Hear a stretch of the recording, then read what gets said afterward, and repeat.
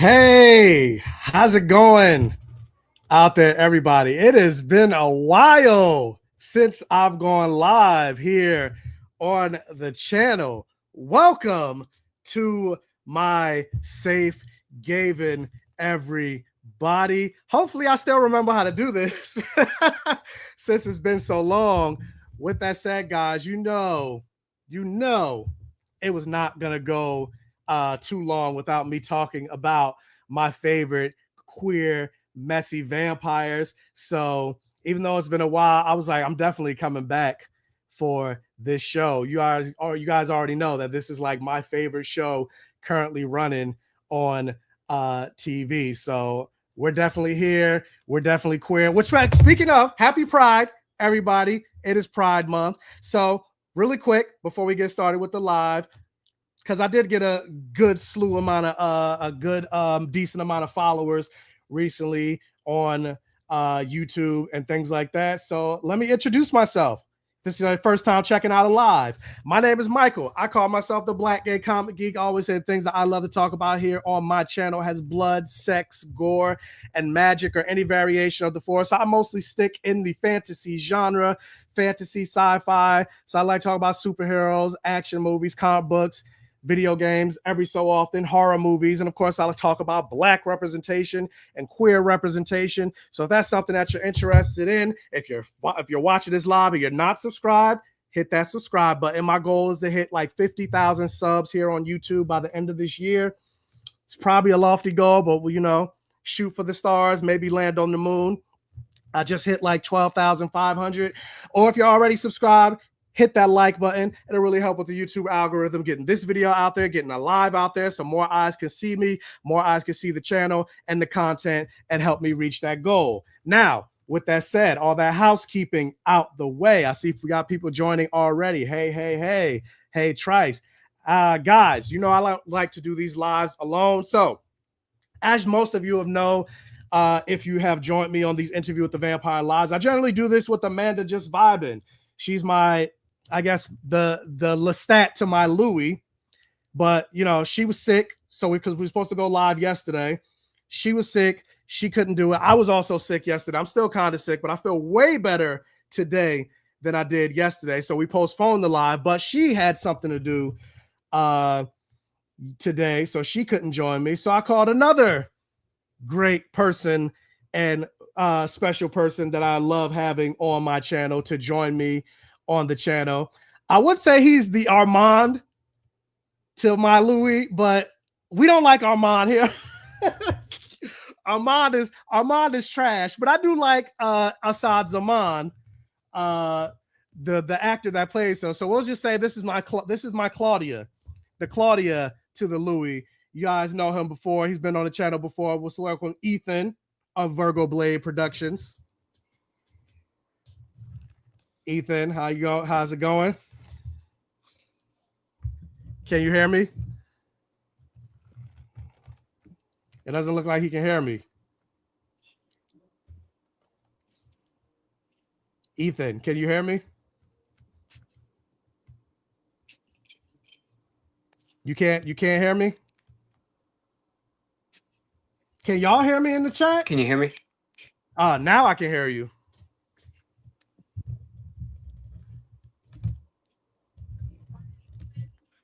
There might be a delay.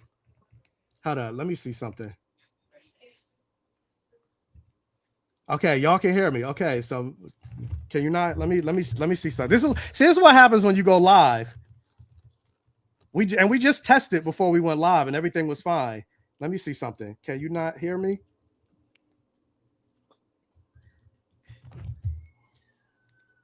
I guess bear with us. Bear with us for a moment. All right.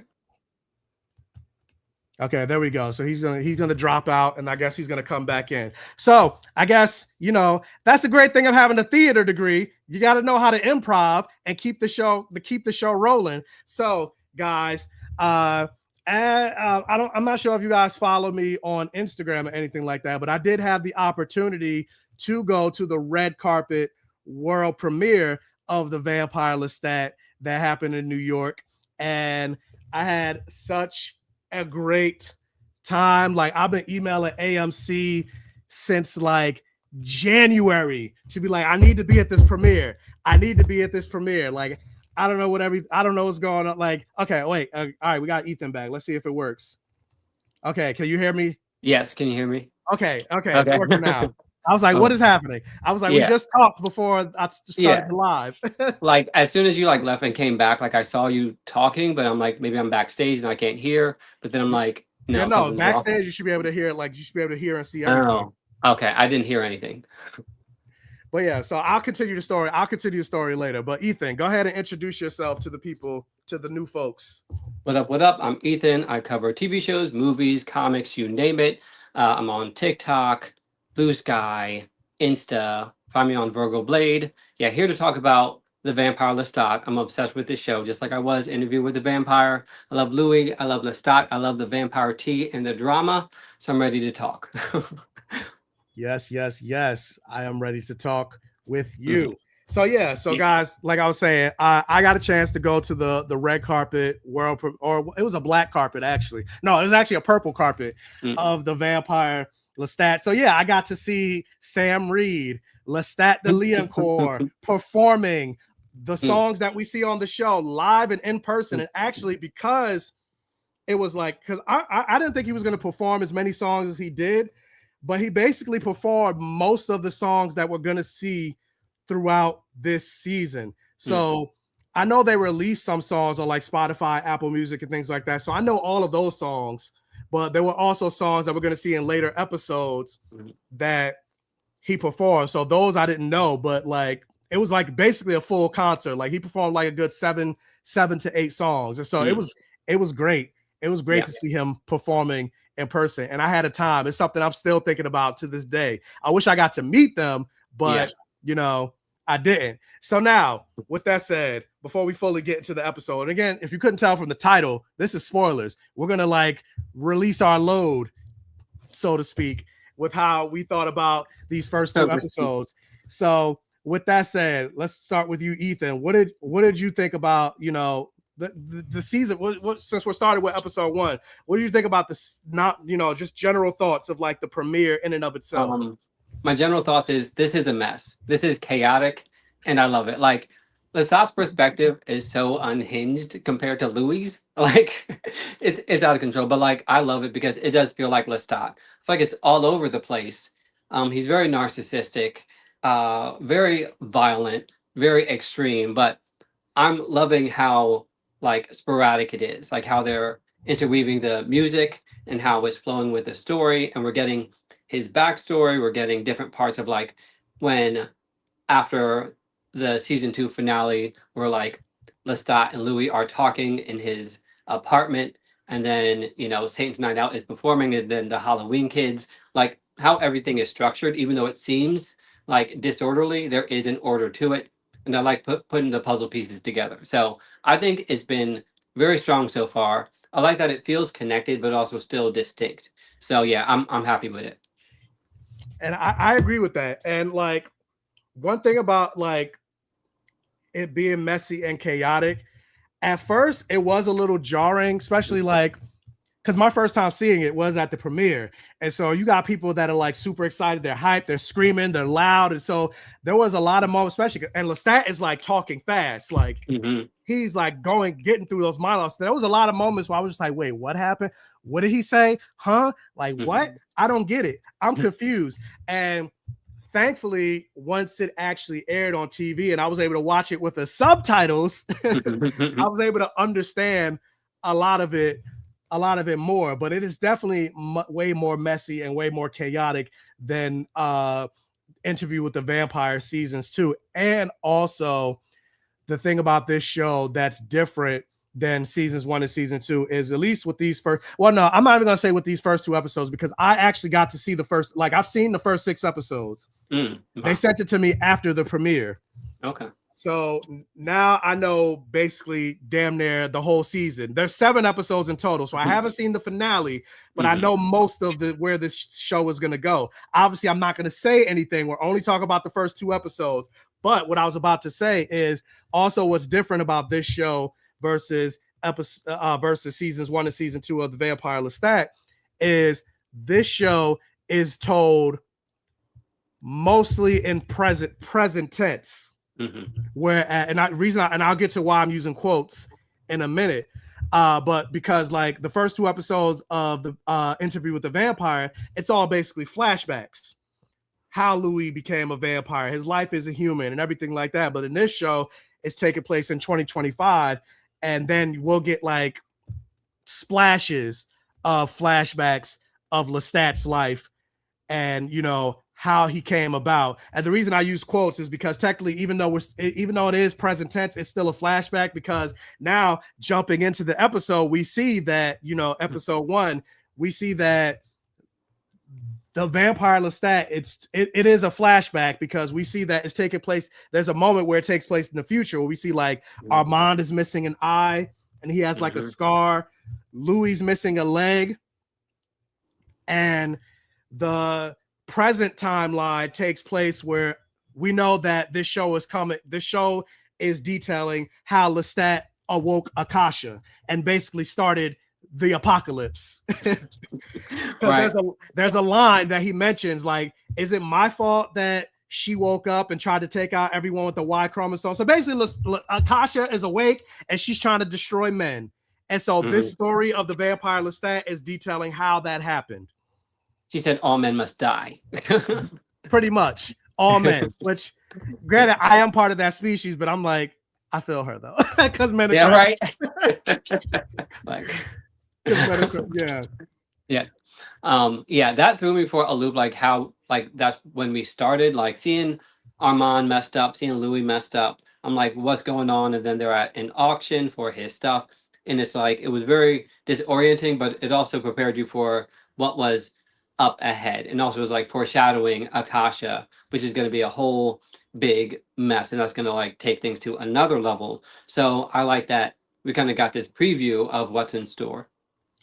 And I'm really excited to see a because even though I didn't get to meet the cast, like Jacob Anderson, Sam Reed, etc.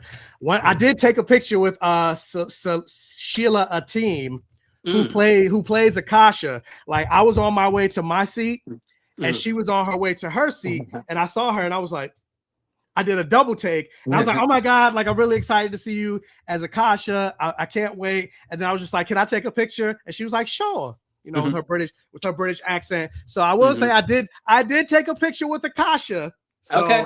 That's my one humble brag that I get to flex. Thanks. Claim it.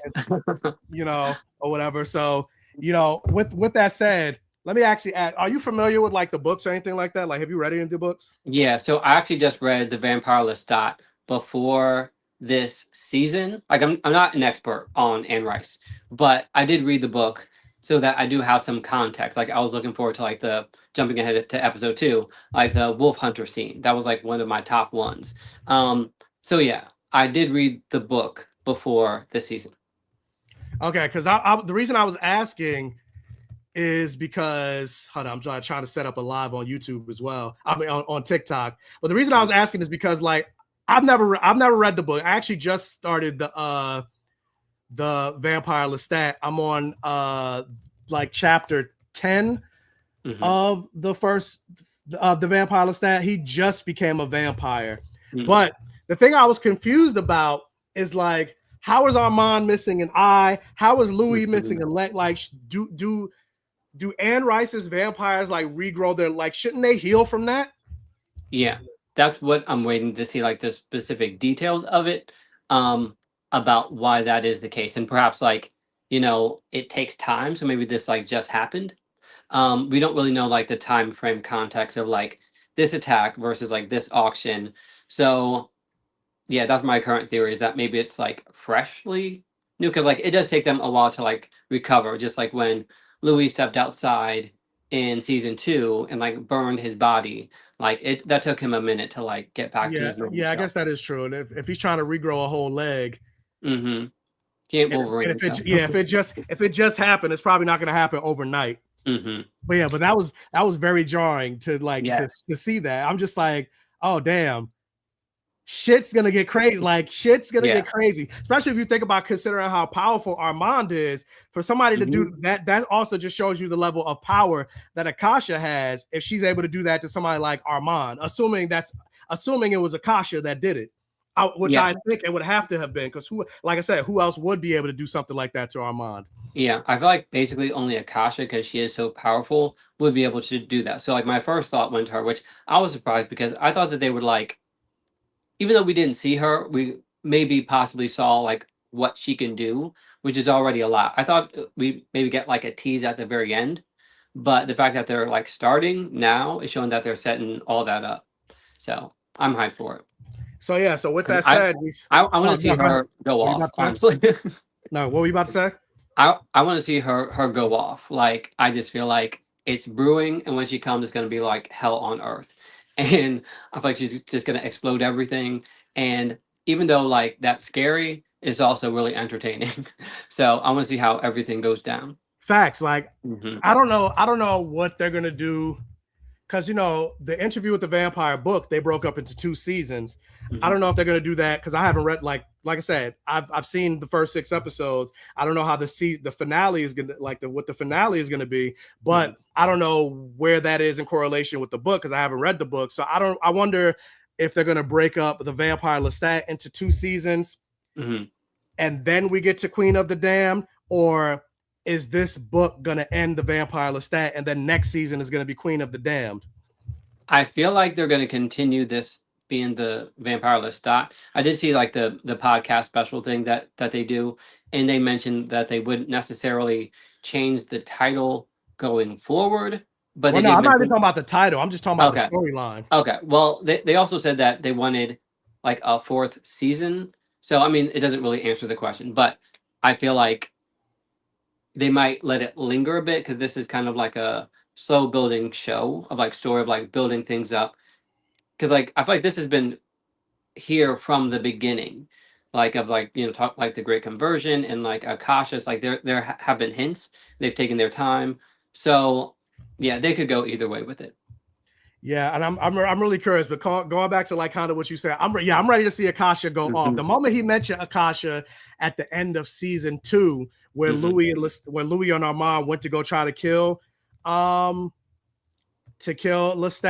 and then he was like, "You can't burn me. I have the blood of Akasha in me." Like I was like, "She's coming, she's coming," and like the thing about like this the opening of this first episode is just like how just dystopian it was, because they kind of like hint that Lestat is like dead, even though we obviously know he's not dead. Like they plan on doing all of Anne Rice's books. Lestat is the main character of all of her books, so clearly he's not gone, but he's missing. So he's missing in action or something. Like we don't know what's going on. So they're bidding on his records, his vinyls and things. But of course, and almost a very Lestat move, and I'm pretty sure he told him to do that. Absolutely. The CDs, the recordings, the original music, he burned it all. So dramatic. It's very dramatic for no reason.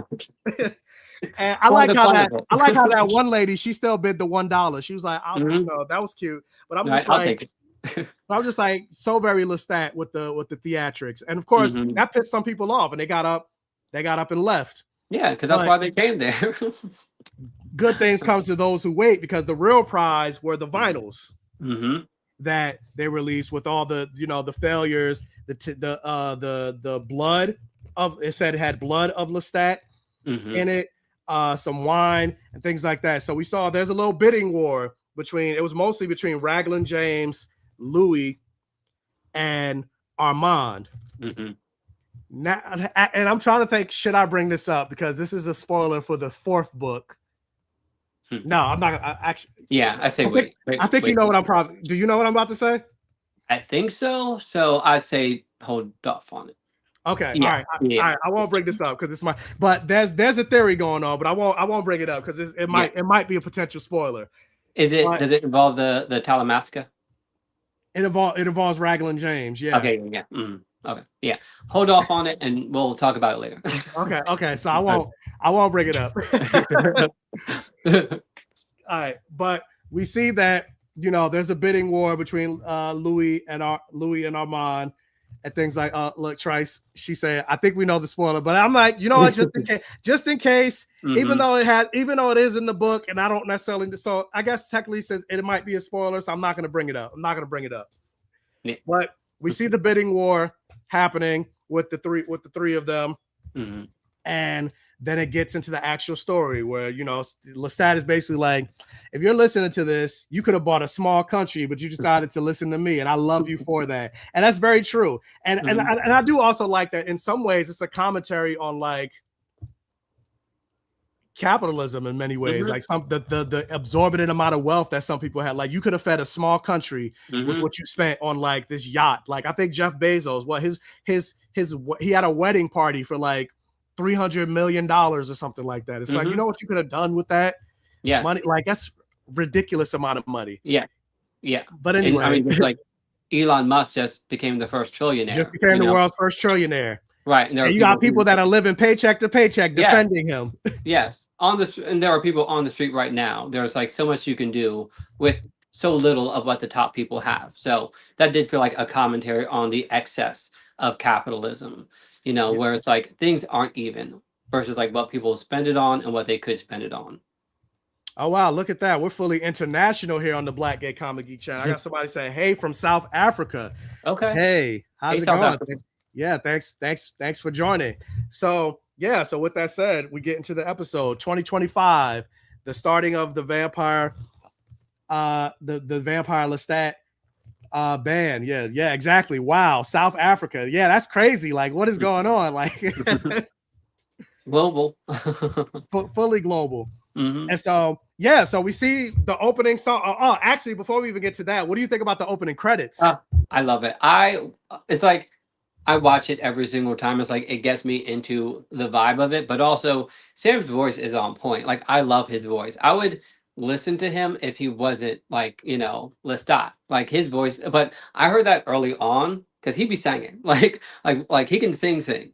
And yeah, I love the song. It gets me into the vibe of the show, you know, versus Interview with the Vampire, which was very serene and gothic, and this is very like rock and roll, and it just gets you into that like level to get ready for the show. So I love it. And also the like intro, the actual like editing of the video and all the special effects and the images that are used is very artistic. Like the colors, how things like there's like this dining room scene and then it shifts and then you see like there's Nosferatu. It's just done amazingly well. Yeah, no, I 100% agree with that. Like every song that they released of Sam Reed as the Vampire Lestat, like I've listened to it like in the car. Like these are songs that like I'm just like, do the kids still say bop? No, is that too old? Am I showing my age? It's a bop. if you like it, just say it. That's how I feel about it. I don't know what's in or what's not. Guys, I'm 40. I don't know what the kids are saying anymore. Like, but basically, I enjoy. I haven't heard, and like I said, I'm 6 episodes in. I haven't heard a song that I dislike that I wouldn't just listen to on the radio or play like while I'm cleaning or while I'm driving. Anything like. Even the song that he sang in yesterday's episode that he sang directly to Louis, which was like my favorite moment of episode 2. Oh, that was so good. But, okay, but we'll get to that. We'll get to that later. But like every single song, I love every single song. So like getting into like the opening credits or like once the show starts, we get into long phase. Why the long phase, my pretty baby? And then he's singing, and then we see 2 vampires from the Fang Gang are watching him, and one of the things about Sam Reed and his acting, like his facial acting is impeccable because you can see like he's obviously singing the long phase, but you hear the voiceover of the telepathy, the conversation between the vampires. And obviously Sam Reed's not telepathic. We don't have any mutants in real life, unfortunately, because the fucking life is boring. But yeah, facts. You can still like see in his eyes that he's having that telepathic conversation while he's like singing the song at the same time. And I was just like, how does he do that with his like it's great. But like I love that little moment between the where it's like your song sucks. And it's like, thank you for the feedback. But one thing I do want to bring out that I don't know if people caught, because I saw a lot of people they mentioned they didn't catch it, but while he was singing Long Face at the end of the song, you know how he's like, oh yeah, I'm coming, yeah, I'm coming. Did you see that he actually came on stage? Did you catch that? I didn't catch that. You didn't catch that? No. Okay, so you got to go back and watch episode.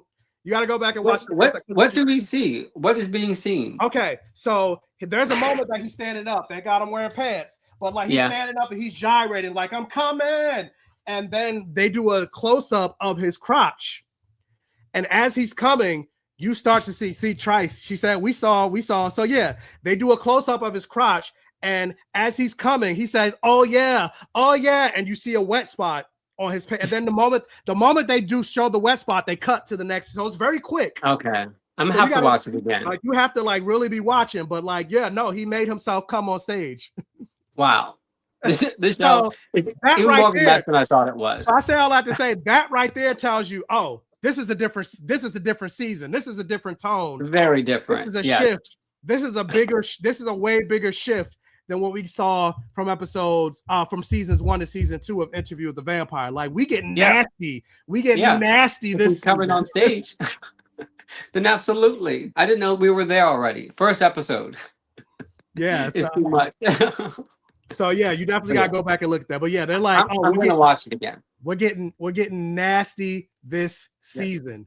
So that's one thing. That's one thing that I love about this season, because one of my gripes about seasons 1 and season 2 is there wasn't a lot of sex. Mm-hmm. I mean, that's always your gripe, though. Of course, like literally, like I have a tattoo that says blood, sex, gore, and magic. Mm-hmm. So I want me some sex. But like, that's definitely always my gripe. But like, this is a show that's very heavily rated R, and I feel like they like toned a lot of the blood and like even from season 1 to season 2, it wasn't as bloody and gory, especially like season compared like I'll say even season 2 to season 1, like there was more sex in season 1 than there was in season 2. Whether it's like Louis and Lestat when they first got together. Them having sex when they became vampires. You see Lestat with Antoinette. But then you get to season 2. Like, yeah, there was a moment where Louis came to Armand and just like bend over, pull your pants down and toot that ass up. But you didn't like see them doing anything. And so I was just like, I feel like the show was just like, Michael, we saw your concerns. And this time we're going balls deep. Almost literally, basically. They're going for it, which I'm mad at it. So thank you for your service. Yes, you're welcome. But yeah. So we see that moment with the music, and then of course we get to see like the behind the scenes. Lestat is shooting a documentary and going on tour basically as a response to the Interview with the Vampire book. So we see that Daniel Malloy. Daniel Malloy is back, and this time he's getting Lestat's side of the story. So how'd you feel about, seeing this is how they, because that's not how it plays in like the book with like Daniel and everything. So this is their way of keeping Eric Bogosian part of the story. Yeah, this was a really smart way of incorporating him and have it feel like a similar framing device, but it makes sense for Lestat to do a documentary. That's more his style. It's in the present, and it also serves his mission of changing the narrative from the Interview with the Vampire book. So it was really smart how they orchestrated this. Also love Daniel and his current attitude, because like he was like a grumpy Gus before, but he became a vampire, and then he reverted to like his 1970s version. Agreed. Where he's just like this like mess vampire who's very chaotic, very like in your face, but he's also has like renewed life even though he's dead. And he's in Lestat's face. He's like, pushing him and asking questions like about him stuttering and different things like that. And I feel like this feels old but new, which is good. So it's like it still has that connection with Interview with the Vampire because you have Daniel there, but it's different because of the documentary, which gives it once again more of a chaotic vibe. So yeah, I feel like, and shout out to Eric Bogosian for his performance, but like Vampire Daniel has like he carries himself in a much more different way. Like he has a confidence about him. He has a swag to him where he's feeling himself. He's definitely feeling himself. And I was just like, I don't know, like Vampire Daniel's kind of sexy. Not that I'm like physically, I'm not like physically attracted to him, but I'm like attracted to like the energy that the like the new energy that he brings. I'm just like, oh no, I like, and I don't mean like actually attracted, like, but I'm just like, I like this new Daniel. Like it's just new Vampire Daniel. It's giving. It's giving. Yeah, it is. Because I feel like this is, I mean, clearly, because he wanted to be turned into a vampire back then. And I weirdly did start to like have a crush on young Daniel, even though he was a mess and like wanted to do drugs and turn into a vampire. But it's like that energy is attractive. So I get what you're saying. It's like when somebody has like a thirst for life and for blood, it's like it activates something like in them that then exudes an energy that's attractive.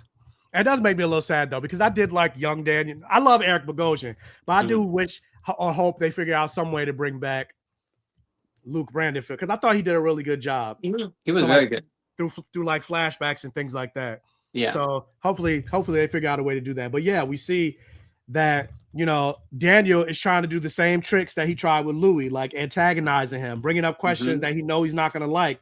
But this is not Louis. This is Lestat. Like Lestat is not here for the BS. Like we keep trying to bring up. Did you stutter when you were a child?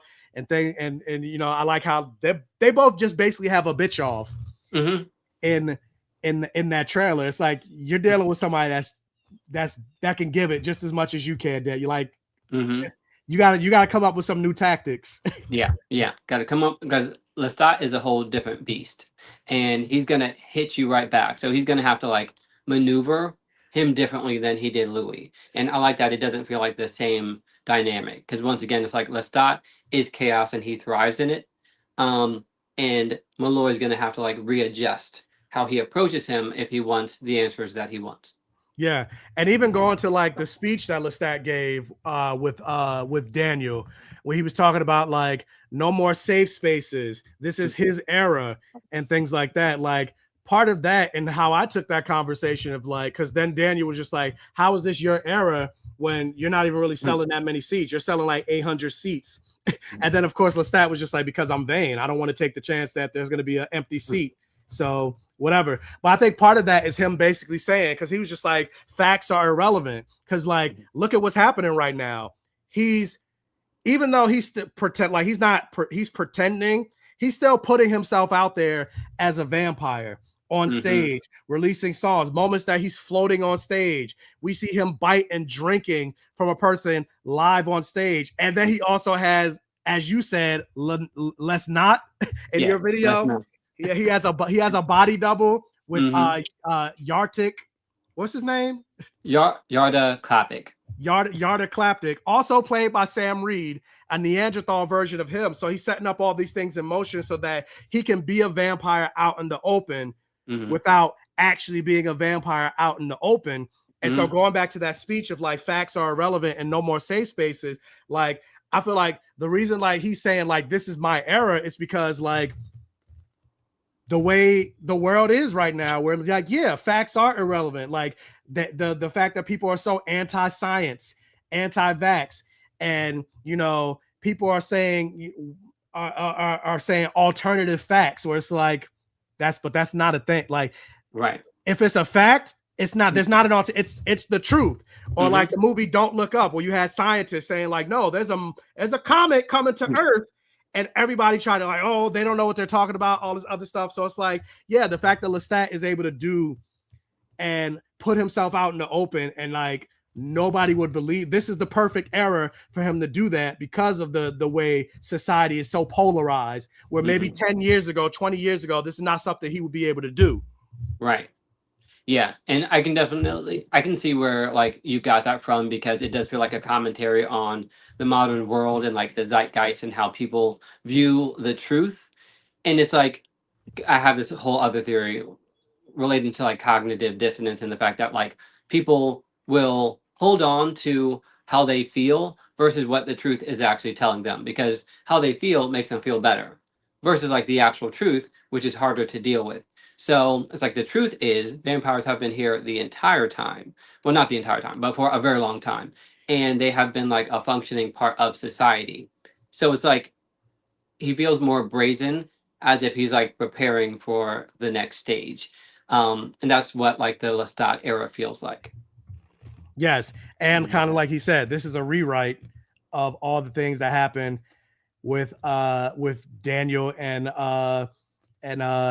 Louis' book. But also shout out to them because like I think I was like, was there a Buffy the Vampire Slayer reference where he called Daniel Malloy Vampire Slayer? I was like, yes.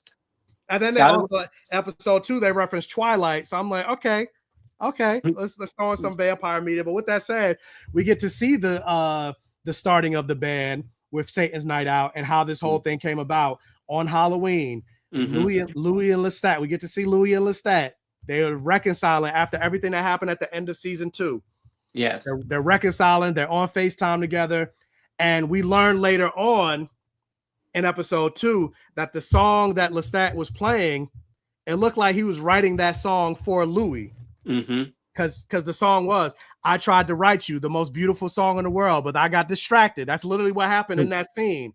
He was writing a song, asking him what he thought, telling him to come over, stay in his guest room. That's not, he ain't want him to stay in the guest room. He wanted him to come, he wanted him to come in that bedroom, black licorice, which I'll get to that later. The black licorice. He wanted that black licorice. Don't we all? Facts. And while they were on FaceTime, he got an alert on his phone. And shout out to also him, because if you zoomed in on like the alerts that he would get on his phone, because there was a moment that when when Louis brought up I don't see Beyonce covering it. You saw that Lestat was trying to get Cowboy Carter tickets. So yes. Lestat is both Louis and Lestat are Beyonce fans. Facts. So and speaking of, who would have thought we'd be getting rock songs released from the Vampire Lestat before we get Act 3? Like Beyonce, what is going on?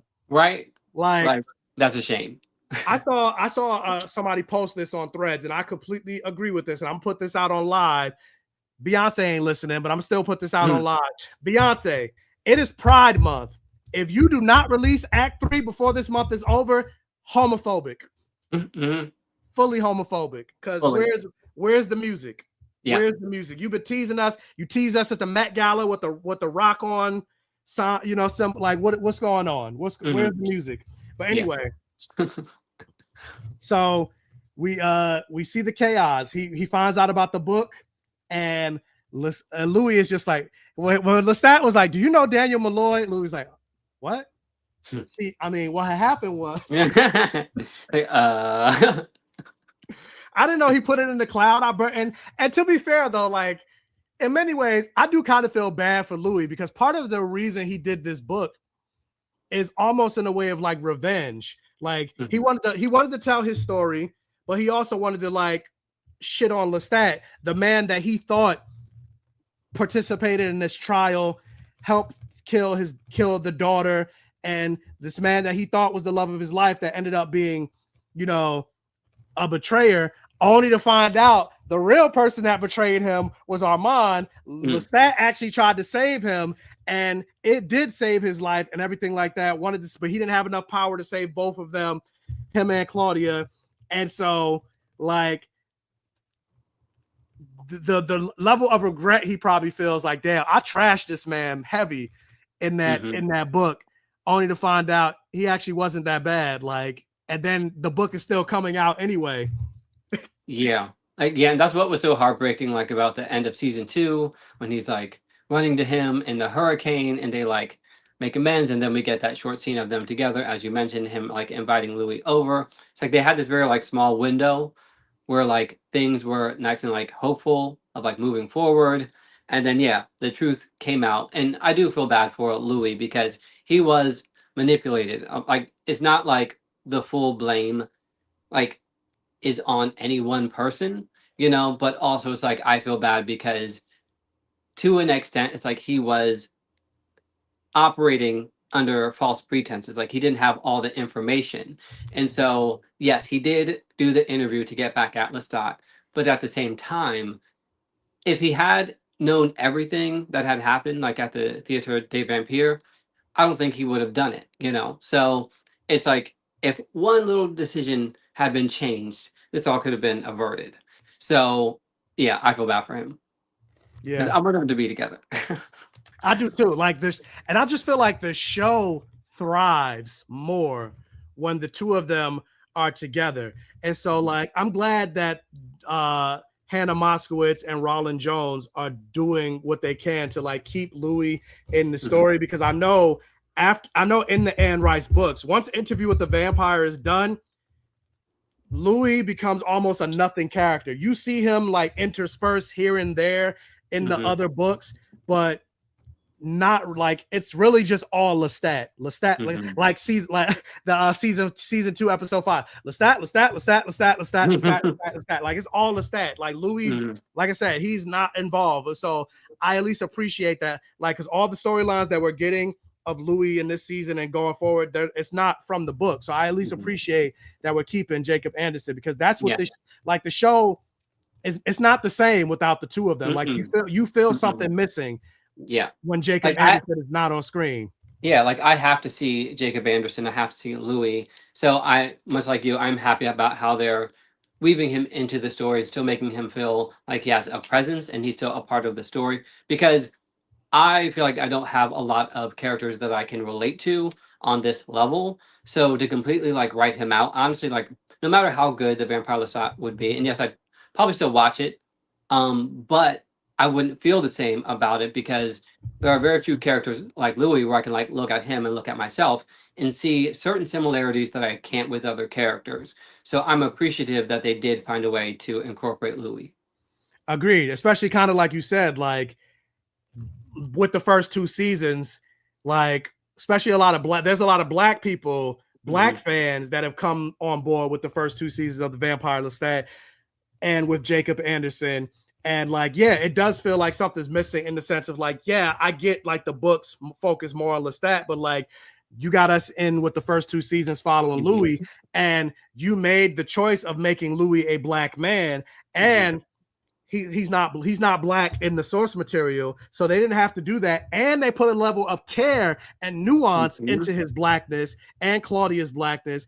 And Hmm. Louis is a character that we don't get in fantasy media Hmm. horror genre. Like, I don't want to say this is a first of its kind, but it basically feels like that, a black Yeah. queer leading character in a Hmm. fantasy series. That's, again, like I said, that's not something that you see at all. So, Mm-mm. you know, then having almost kind of taken him away, it kind of like, it's just like, oh damn, like as much as I love Lestat and the other characters, just you do feel like Mhm. something's missing, because you don't get, Yeah. because like I said, you don't get a character like Louis ever.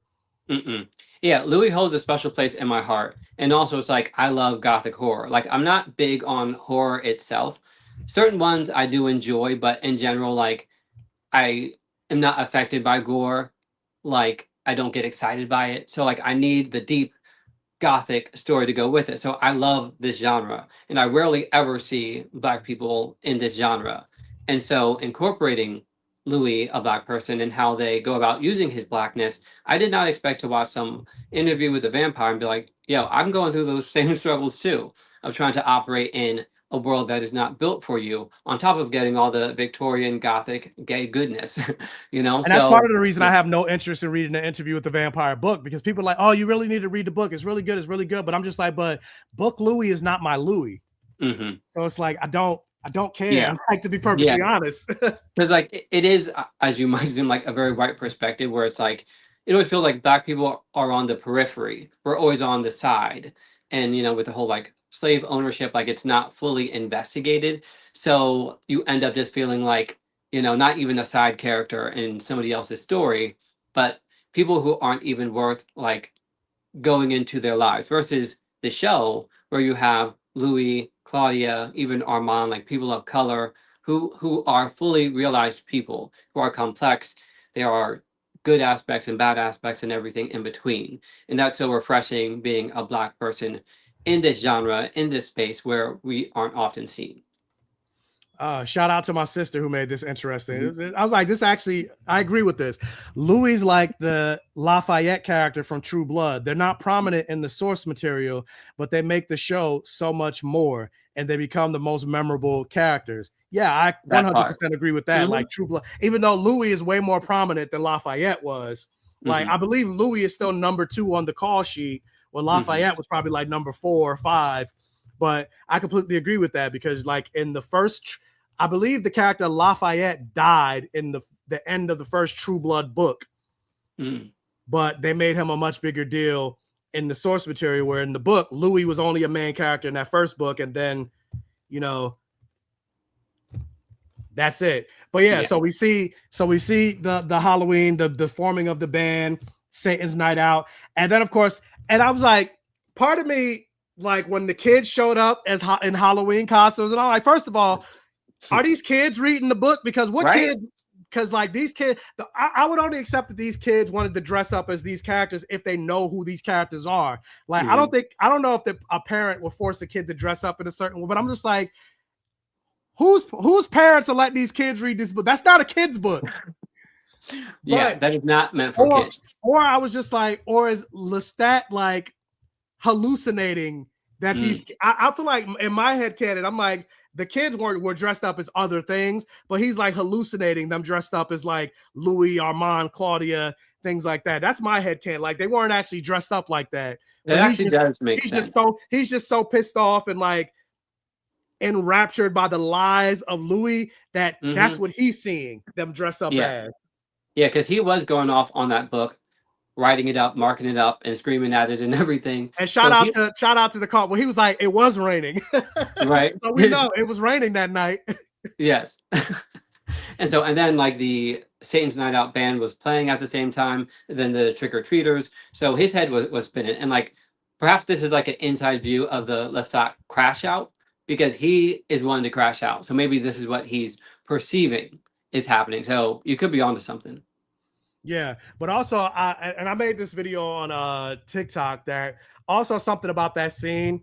It was both hilarious and tragic at the same time. Because like, yeah, we saw like Lestat crashing out because the kids were dressed up as, you know, remnants of his past. Nobody was dressed up as him. It was all Louis, Armand, Claudia, different versions of them and things like that. But so that was the comedy of it. But also, I think the tragedy of it is, I think Lestat, because what reason would Lestat go to the grocery store to buy candy for kids or send his person to go? Like, I don't think that's something Lestat would do, like in general. But I think because of because last time we saw Lestat, he was talking to Louis about how he can't get Claudia out of his head. Like and also this entire season, and you know, the mantra of this season is about the failures. One of his failures is how he failed Claudia. That is true. I feel like because of what happened to Claudia and his regret over what happened to Claudia and him feeling remorse over what happened to Claudia, him failing Claudia, that is the reason that I feel like Lestat went out of his way to be like, you know what? Let me be a good steward and neighbor to these kids around the area and like give them trick-or-treat candy and things like that. Because like it was very intentional. He had the little Halloween little buck. So it's like he obviously planned that the kids were going to come over. And I'm like, everything that we know of Lestat, that's not something he would do outside of the fact that he's feeling remorseful. So it's like that's the comedy and the tragedy of that scene. At least that's how I see it. Like, how do you? Yeah, I think you could, because you're now making me thinking harder, because I was impressed with the fact that he had the candy ready for the kids. And that does make sense, because Louis also says about how he's haunted as well, because he thinks that he sees Claudia and he follows her. So like that's his version, and perhaps this is Lestat's version of that same thing, where it's like he can't get this idea out of his head to the point where it's affecting how he actually moves. Also, another perspective is that since we saw Louis' perspective, perhaps we didn't see this like kind of nicer side. Like we only saw him basically like hating Claudia and not wanting her to like be there at all, because he didn't want her to be turned in the first place. But perhaps because we didn't see all the scenes, maybe there was even like a softer side of Lestat that we have not been aware of. So it could be a mix of both. But I feel like I'd be good with either reason. So yeah, so then of course, but at the end of the day, Lestat, they call him the Brat Prince for a reason. So he was still an asshole to the kids, especially the one with the peanut allergy. It's just like allergies are made up. Like you're gonna eat whatever I tell you to eat. Yeah, it was only because he was dressed up as Armand. Like he was dressed up as Armand. Projection. That was projection in his mind. Lo and behold, we found out the kid was dressed up as like Tony Stark or whatever, but he sees it like, as Armand. Yes, he was projecting out. But speaking of more crashing out, he breaks into the neighbor's house and tells stop fingering the music because he keeps playing the same chord over and over and over and over again. G minor, suss it out. Then breaks it. Then breaks it. He's like, my bad. My guy will come replace the door and the guitar in the morning. And there we see that is the start of Satan's Night Out. And we see that the lead guitarist and Lestat, they kind of have an antagonistic relationship. Because now Lestat is the lead. Now this is kind of his band, where before it was the other guy's band. I can't remember his name. Yeah, I'm blanking too. The band, but the lead guitarist, to the point that Lestat almost killed him when they were singing Black Licorice because he stole Lestat's violin solo. And he was about to take him out on stage. But I guess he played it so good that Lestat got to hear it and hear how his music was coming together that he ended up basically having a panic attack on stage. He's going to find some way to crash out. It's like, even though it went the opposite direction, he was still... He's so emotional. He's so emotional. but also, this connects back to season 1 in the opera episode, because he does have an immense respect of like music and craftsmanship. Like, that's why when the male opera singer wasn't able to do it up to his standards, they killed him. They fed off of him. So I like how that is a continuing thread from season 1. And so, so he had basically a panic attack, and he was just like, I come to the realization that it wasn't my band that was holding me back. I was actually holding them back. And for the first time, the sound that I've been grinding them for, it actually came together. Because we also hear that once the book came, because I would assume this show takes place like 2 years later, because the book came out, and then he mentioned that he practiced with his band for an entire year before they started releasing music. And so I assume this is 2 years after the book was released. And so, they finally get together, and then you even see the camaraderie between the lead guitarist and Lestat as they're singing Black Licorice. And again, I think that song is about him sucking Louis' dick. I want to stay in bed eating black licorice. Like, what else is that? Yeah, I don't know what else that would be, unless it's actually literal, but who does that? It's not literal. Like, these songs are all responses to the vampire, to the interview with the vampire. And I know Sam Reed, the who plays Lestat, he mentioned that the song is about the first person that he killed after him and Louis reconciled. That's what he says.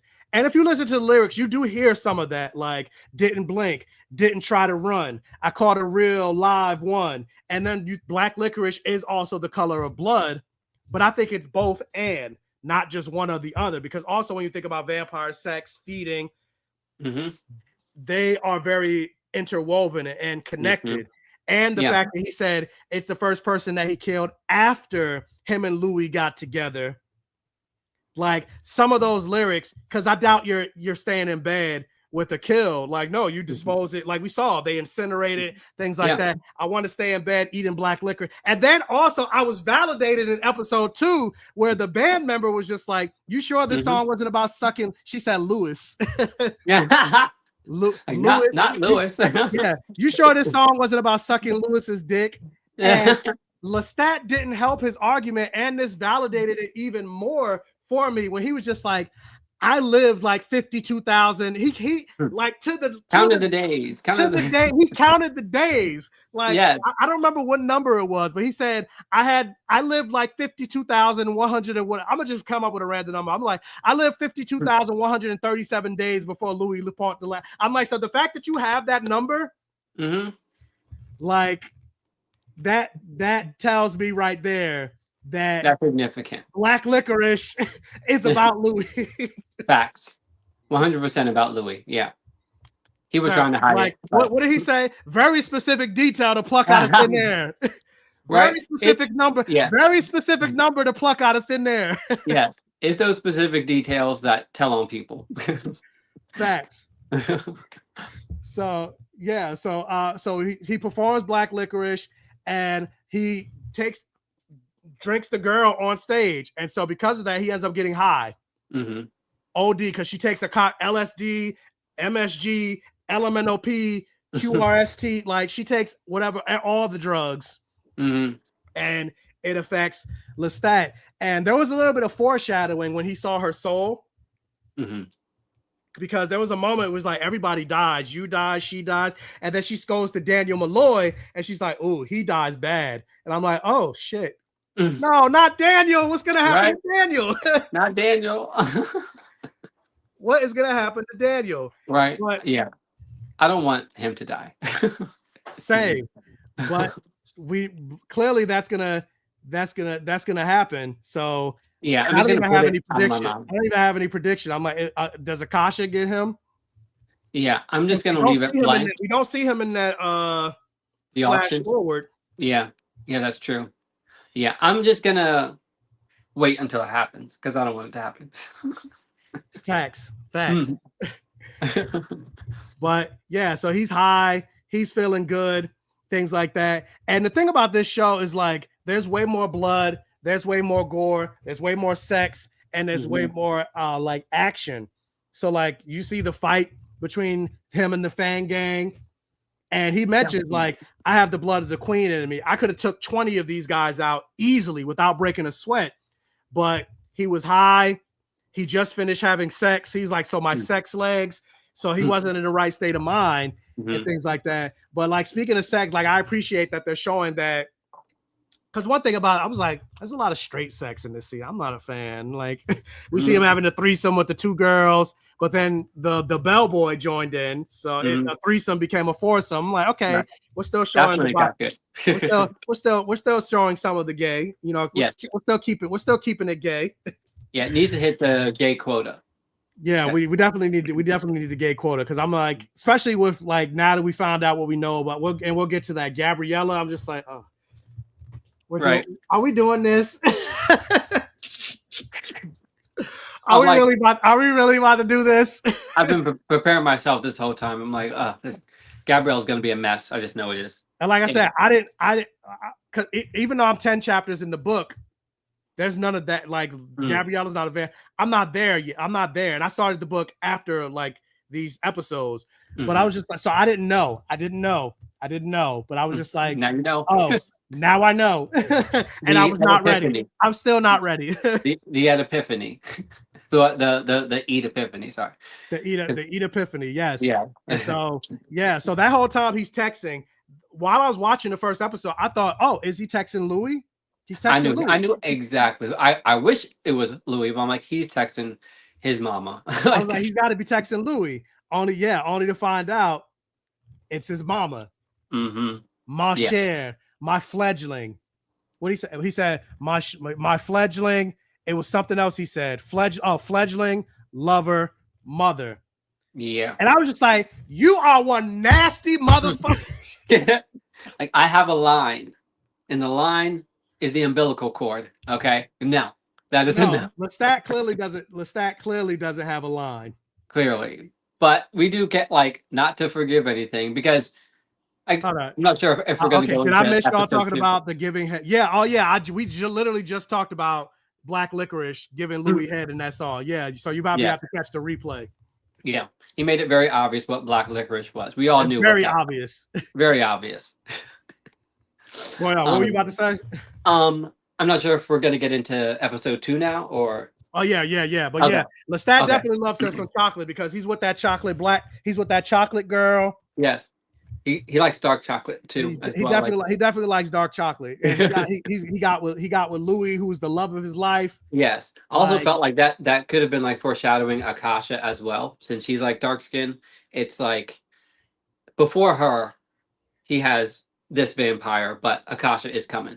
But yeah, on to episode 2. Like, not to forgive Lestat in his. Sounds like you about to forgive it. Nah. No, but like We know what Ethan be doing in his spare no, time. no, but like he was a child, and I feel like he lived in a very chaotic, unhealthy home, and not once again, not like forgiving him, but like I feel like that clearly messed him up mentally. Like before he even became a vampire, that was a very unhealthy situation. And then he became worse when he became a vampire.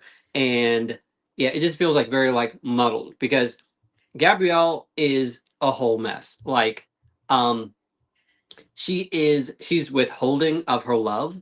Like they have an alliance of sorts, like Gabrielle and Lestat, but at the same time, like he's getting attacked by his family, and she's reading her book like nothing's happening, which shows that like she has been through her own trauma as well, uh, but she is like self preserving herself over her own son.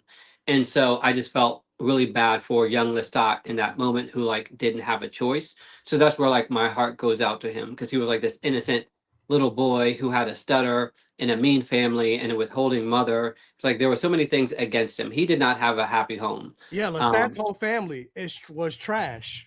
Complete trash. So it's All of like them. so that's where my sympathy goes to for Lestat. Like, because that was not an ideal situation and that messed him up mentally. But I will say one thing, like, because I saw some people confused about the moment, like where the priest came, and it was a reference to what happened in season 1, where he mentioned that his father took him to the priesthood and he learned like Erasmus, whatever those. He mentioned that also in season 1, so that was a callback when the mother took off the pendant, she was yelling at them and threw the jewel. That was her paying the priest for him to go educate Lestat. That was her throwing her jewel so that he can sell it. The priest can sell it for money to go teach Lestat how to read and how to write. So that's what that moment represented. But it showed that like Gabriella is not a woman of this world. And what I mean by that, it's especially at that time, very rare for a woman to like speak out and like chastise and berate and talk against her husband or the boys in her family and things like that. We even see the way the family reacts to it. It's just like they don't like Gabriella and Gabriella don't like them. Or even the fact that Gabriella was the only person in that family that could read. We see her in her book because that's really her only escape. And Lestat mentions that like she was failed by her family. Like she was just married off and she was promised a certain lifestyle and she didn't get it. And she basically ended up just becoming a baby making machine, to the point that she says she paid off one of her handmaidens to like prick her in the womb so she can't have any more kids, because she had a total of like 5 kids. Only 3 of them lived, which was Lestat, his other brother, and his other brother. And so Gabriella hated her life pretty much. And Lestat also hated his life. So that's, I guess, where they got that connection from. They both hate their lives, but he was still more of a mama's boy. But she didn't really, you could tell Lestat was her favorite, but still she kept him at a distance. Yes, exactly. It's like, I feel like until he went out and killed those wolves, it's like then she kind of had a respect to an extent for him because she challenged him to go and do that, and he like took up that challenge, and he very well could not have come back. And so it's interesting seeing that switch up when he comes back and she's like healing him, like tending to his wounds. Yeah, but when he comes back, she wants him to come back on her back, like, because that's when yeah, just take it there. Because that's kind of when it starts. That's kind of when it starts. Like once he killed the wolves, it said he killed 8 wolves. She kind of got turned on by that. Like the way she was rubbing his leg, and like even the maid kind of like turned her head, like, what the fuck is going like on? this is nasty. Exactly. Like, y'all nasty. So I don't think they actually did anything at that point.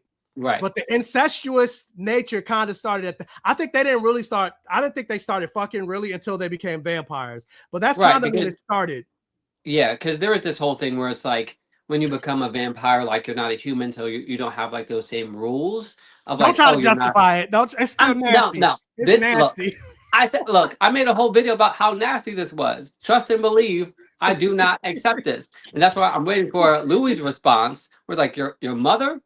Like I can forgive a lot, but but what I'm saying is that book lore people, because like this is me trying to like look But at no, their no, side but no, because yeah, I get it. I get it. They're yeah, vampires. Like it's not the same. right, Like because yes, technically it's like not really his mother anymore. Now he's the maker. Like exactly. it does become, and the maker's bond and yada yada yada. I do get it, but also I'd still just like you nasty. Same, and that's why like I'm not sure if you saw that. Well, I'm sure you've seen the episodes, but Louis in that one trailer for Oh yeah, in season. the trailer. Yeah, in the trailer. Yeah. Yeah. Yeah, it's like, and that is like the natural response to me. Is like what, like even like vampire or not, like you came from her, Speak no that matter moment like in the trailer with Louis and Lestat, and he's like, you. What did he say? there's You're something about the you're you're going in the same vagina that you came out of, or something like that from the trailer. yeah, He said something yeah, along those lines. That hmm scene and moment and interaction is my favorite of the entire show. So like I can't wait. hmm And that's one of the bad things I will say about like seeing episodes early. hmm It's like, yeah, I didn't have to wait week to week because you know, most it's like, damn, and like other people are like, oh my god, I can't wait to get to episode 3, but you got to wait a whole week. I got to hmm see all 6 episodes in one sitting, but now because I saw all 6 episodes, now I got to sit on it and wait because I'm like, there's stuff that happens, especially in episode 6, that I'm just like, I need to talk about this with somebody, and I can't. hmm I have to sit on it for like 6 weeks, basically, That's and that's the painful. thing that like I'm just like, fuck. Yeah, and I honestly like I prefer the weekly model mainly because like 'cause even when like stuff like Marvel Zombies came out, I can't cover everything at once. Um, but I mean, with your situation, you kind of have to wait for like it to come out anyway to actually be able to talk about it. But just in general, like I like to binge shows, but also like in terms of being like a social media creator, it's like it's very hard of like having all that stuff at once. I just prefer the weekly model. It's easier to like parse out. Oh, so no, Gabriella had 8 kids, 5 of them died. Mm, So the only damn 8 kids. Yeah, so Gabriella hated her life. So yeah, she pricked her wound. She's like, no more. 8 mhm. is gonna be the limit. That But was it. yeah, but one thing I will say about this show, because like I said, I am 10 chapters into the book, and it's very different. The book is very flashback heavy. Like we get to see, Mhm, you know, a lot of his interactions with his mother, his family, and then also what's different with book Lestat and show Lestat, like that whole wolf killer mantra of him killing the 8 wolves, like part of it, because they make it in the show, they make it seem like that was his first time going out to do something like that mhm, from the challenge of his mother. But in the book, Lestat is a hunter. mhm, They mentioned that the only reason his family is able to eat is because he goes out and gets the food. He hunts the deer, he hunts mhm, the cattle, the pigs, and things like that. And so it brings a little bit of a level of satisfaction to him because like his family is also still just as trash in the book as they mhm, are in the show. But he's like, it brings me a level of satisfaction knowing that they know and that I know that the only reason these motherfuckers are eating is because of me. If I walk out this door, all y'all gonna die. So y'all gotta treat me with a level of respect. mhm, And so I did like that, but in this it's different. It's not the same. And also you got to actually see the scene, like read the scene of him killing those wolves. But that's not mhm, something that you get in this. So that's one thing I will say. Like I wish we got more of with the flashbacks of mhm. like more of Lestat, because it almost seems like we're just getting a sprinkling of Right. flashbacks, but the show is mostly taking place in the present. But I feel like something's missing in the sense of like, obviously, I'm still going to be grossed out from the Mhm, Gabriella relationship or whatever, but how much mhm, better would it have been if maybe we actually got to see Gabriella's reaction of like him coming back as a vampire? Got to mhm. see like, did he like offer her a choice? You know, kind of like what like going to the movie where Tom Cruise is like, I'm gonna give you the choice that I never had. Like, Mhm. did he offer it to her or did he just change it? Like, if we got to see more of that as opposed to just the flashbacks of Yeah, like, I get Roland Jones said they wanted to film the wolf scene, but they couldn't because of the budget. I'm like, AMC, this show is increased. Give them a fucking budget for the wolf Please. scene. It's one of the best shows on TV. It deserves the like spend a little bit more and you're gonna get it back in return, because I was really looking forward to the wolf killer scene because it's painted so vividly in the book. Like how he goes about it's very like tactical, and also his connection with his mastiff dogs in the horse. Hold up. Wait a minute. Shout out to Joe Black Attacks. Thank you so much for the $2 super chat. Sleeping with your own mother is toxic, hella toxic, hella The toxic. most toxic you can actually ever be in this world. I'll accept any other level of toxic, but the you lost me. Yeah. At the sleeping with your mother. And yes, we do see him change her. Yes, we do see that in the where he's singing the song at the end on the piano. But again, it's like a sprinkle of the changing. I'm talking about like fully get to see the entire interaction, not just a smattering of a flashback. My hope is that, I mean, but then again, you probably never mind, because you would know what I'm about to say, so then they wouldn't have done it. So never mind. I mean, I'm not going to spoil anything that comes on an episode, but okay. I do want to know what are you going to say? I'm not going to confirm or deny. I'm just okay, because I was going to say my theory was that since the show does jump around in time, that we could see more scenes later. But if you've already seen the episodes, then you would know if we had seen a scene that they had cut out and didn't show at this point, but showed later. I mean, even if we did, I'm not going to say whether we did or didn't. Even if we did, we're only talking about episode 2. I'm not talking about future episodes. So I'm not talking about that. I'm specifically talking about episode 2. Like I would like to, especially since this is the introduction of Gabriella. Yeah. I mean, like that was my hope that we would get to see like more of these scenes expanded. Like still talking about like what happened in episode 2, like with Gabrielle being turned into a vampire and like getting that whole scene, like, oh, we saw this part here, but then in say episode 4 we saw the whole scene. Not like even the idea of him being called the wolf killer, like that was a huge part of his identity before he became a vampire, and then even after he became a vampire, like the wolf killer, like that was his thing. He even brings it up in one of his songs. I don't remember which song it is, if it was a song that we heard already, or if it's a song that's coming, but he calls himself Wolf Killer in one of the songs. So like it's a big part of like who he is, and we didn't. And I was kind of sucked that we didn't get to see as much of it. Yeah, I feel like they did not that they cut out that part because that was for budget reasons, but I feel like the reason why they didn't really kind of show him as a prominent wolf killer, apart from the budget, also it's like it is easier to paint him like as a victim to make him, because he is a victim, but to really like drive home that point by not having him be so powerful and in control, but it's something that he was also manipulated in by his mother. It shows how she has control over him, like basically throughout his entire life, like whether willingly or whether not, like what she does, he responds to. And he took that as a challenge versus if he's a wolf killer who does that just anyway, then it's less of the victim storyline that they're really trying to tell. And I do think that makes it a bit more palpable in terms of like their relationship and understanding what's happening. It's more nuanced in the book, and I would have liked to have seen that expanded upon with the wolf killer of it all, because that really felt like I was like, oh, I didn't know that Lestat got down like that before he was a vampire. Like he was like a whole like hero vigilante hunter before he even like got all these dark gifts. So I feel 2 ways about it. And then also I guess the fact that since they are so much in the present, they don't have as much time showing what happened in the past. That's still like a very big part that I want to see. So I hope it's still fulfilling as the season goes on. Yeah, and I agree. And I mean, yeah, I agree with this state. Like, if you only know the show, you never watched the book, you wouldn't know that Wolf Killer was a big part of his identity. But even still, I would like to have seen him kill the wolf. Like that would still been a cool scene. That was one of the scenes I was really looking forward to, and that felt underwhelming. Whether you read the book or not, it still would have been a cool scene to see him take out the wolves. That's basically what I'm just saying. Yeah, same. Like, and that was like, even as I read the book, I'm like, oh, this is going to be so cool to see. And then we don't see it. And I just feel like, especially because like that's how he got the scars. Like we see the scars, like because he killed 8 wolves. Like that would have been cool to to like fully see.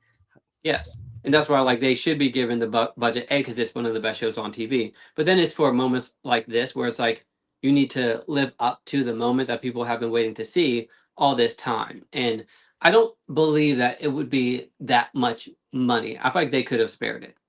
And Agreed. they should Yeah. have spared it. But Yeah. speaking of, let me actually ask you this, going back to like episode 1, and which also connects to this as well. Why do you think Louis left out the fact that Lestat has scars on his body? Okay, so I thought about this and also listened to, I think, what Jacob Anderson said, and it's kind of like a mix of things. But I feel like it isn't necessarily something that is like aesthetic of like, oh, like seeing him as like beautiful, more like almost like a cleaner version of the story. It's like a sanitized version to where he looks at like who Lestat really is. Like, so it's not necessarily like something that's like, oh, beautiful wise, but more like what's underneath. Like he is more like dark and damaged than he appears, because Louis doesn't know everything that happened in his story. He knows a lot about what Lestat told him, but there's also so much that he doesn't know. And so I feel like that was almost a visual representation of Lestat not being as damaged as he actually is. But we see that visually. Yeah, That's and my then and what Tri said, yeah, we also see him wearing the wolf. Like when we saw the flashback of like when he first met Armand and he's walking with Nikki, he's wearing the wolf pelt that he got from being the wolf killer. So like we saw even teasers of that back in season 2, right? Yeah. Yeah. Yeah, exactly. Yeah, that's a big part of his identity. And I'm at least glad that there's that in some form. And probably after he had that kill in the last episode, he probably maybe went on and did more. Did Louis leave it out, or did I mean we didn't see it in seasons 1 and season 2? He didn't have a scar, so we don't. I mean, and Daniel said I wrote what Louis told me. So yeah, there's a lot of that too, where we don't know. There's a lot of unreliable narrators with regards to this show, where we don't know how much of it of Louis told, like, because we don't know what's in the actual book. So like how much of the story that we saw in seasons 1 and season 2 actually made it into the book, because we also know that there's Daniel's editorial editing or editorial machinations, but then we also know the Talamasca added and took some things away from the book. And so ultimately we don't really know, but we know as the audience, when we watch season 1 and season 2, Lestat didn't have any scars. And we know from that perspective, Louis was telling that story. So yeah, exactly. Now we're getting Lestat, and I feel like, to me, it's like, it's just like with any type of conversation. Like one person has a side, another person has the side, and then it's the truth. No one is really going to give like a completely objective perspective, and you have to like take all the details between what everybody's saying to create a picture that looks like the truth. I know this is the real reason. The real reason, because I think I saw somewhere where it was like, oh, like with the scars, I think I read that they said they forgot. And so they're just using the memory as an excuse to bring it. So I think that's the real reason there were no scars in seasons 1 and season 2, that they forgot to do it. But within the context of the show, they're saying that they're basically blaming the black man to be like, Louis didn't mention it. Like that's why, like, I am his PR agent. I'm just like, nope. Like the reason why he did it was because he was looking at his soul. He's telling a clean story and who he was underneath. Like, quit blaming this man for everything. Facts. And so with that, like, also, you know, with the flashbacks, jumping back to the present, we see like the interaction between him and his, because now the secret's out. The band knows he's a vampire, and most of them are more accepting than Alex. Alex is just like, nah, I'm not here for any of that. But the rest of them are kind of like one, like the lead guitarist. He's like, I had 5,000 followers when we started. Now I got like 20,000. Right? Not too bad. And he even suspected, like, oh, one of the other guitarists or drummers or whatever, I think Lestat killed him, so I'm cool with that. And he's like, I didn't kill him, I actually fired him. But like, they clearly don't care as much that Lestat is a vampire, but they throw a little Twilight reference. Do you guys play baseball like in Twilight? Which I never watched Twilight, so I don't understand the baseball reference. I've never seen it either, but I have seen like clips, and I know that they like. I could be making it up, but I feel like they do like supernatural stuff as they're playing. And it's like a later Twilight movie or something, but I can't really speak on it because I haven't seen it.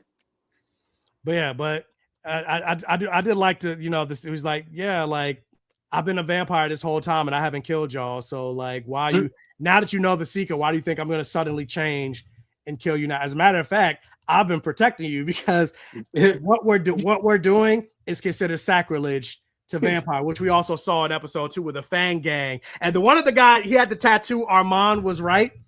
And he's like, and Lestat is like, what does that even mean? And they're bringing up the laws, like, you know, no vampire shall divulge their vampire nature to a mortal and let that mortal live. He's basically singing his songs to all the mortals, but we're also seeing that there's some vampires that is like, he's singing our song. He's singing for us. So there's like almost a civil war going on in the vampire community of people like first the book with Interview with the Vampire. Now this is chaos. But then some people are like, nah, this is good because it also helps with our great conversion. Yeah, the tooth team. So like, and that's what's so funny is like the hypocrisy of Lestat being upset at Louis for having this book and having like their secrets coming out, but then he's doing the same thing. Of course, it's his get back, but he's also like exacerbating the situation by causing a stir and getting all these vampires to kind of like surround him as like this enemy who is telling their secrets, who's using the crowd gifts on stage. Like he seems very careless right now, like he is in his era and he can do whatever he wants. Exactly. It is very much him being a hypocrite. Like you said, it is just mostly him responding to, but it's like you're still divulging even more than like like you're floating on stage, you're draining people, you know, on stage, and you're telling your story. Granted, it's in a little cryptic way, but the people that know, they know. So yeah. So he's really causing more damage than anything. And he's to the point that we see in episode 1 that his songs, his music, who did it wake up? It woke up Akasha, and it kind of started the vampire apocalypse. Louis' book didn't start no vampire apocalypse. Right? Yes. He could have just waited it out and it would have been fine. But he like put gasoline on a fire and now it's about to explode. Yeah, but I'm also here for the explosion and the drama, so I'm okay with it. Can you imagine Louis, Lestat, Armand, and Daniel playing baseball? I would pay to see that. Same, agreed. Especially using vampire powers. And yeah, like you said, so let's get into that. He froze time during his concert that only Louis and his mom caught. Everyone else was oblivious. Yeah, that's true, but he's still doing it out in the open. Like, and that was my favorite moment. That was like my favorite moment. Yeah, in the whole episode. Like I said, something does feel lost when Louis is not there. So that moment where we find out, like that scene where Louis and Lestat are having a little like divorce court, more or less, and you get to see Lemuel played by Moses Sammy. I'm not sure. I know his first name is Moses. I can't think of what his last name is. But shout out to Lemuel. Lemuel was only there for like 5 minutes, but I love me some Lemuel. Hopefully we get I want to see more of Lemuel. Yeah, we don't see him in these 6 episodes, but hopefully we get to see more. We get to see more of Lemuel. I like Lemuel. Yeah, he's really but good. Also I think it's very funny that when Louis is not with Lestat, he's with somebody of color. If it's not Lestat, it's got to be somebody of color. If it's not Lestat, it's somebody of color. So yeah, they're not in a relationship, but he's like, no, he's a good lay. He's, you know, we are fun. But yeah, I love seeing, and like both of them were like petty because I loved it. I was living for Louis being petty because like he knows just how to press Lestat's buttons. Agreed. And like, it also goes to show that like the difference, because Lestat is very, and this is something that my friend Fantastic Frankie pointed out, which I'm like, that is very true, that like, and this scene like really emphasized it, the difference between their mentalities.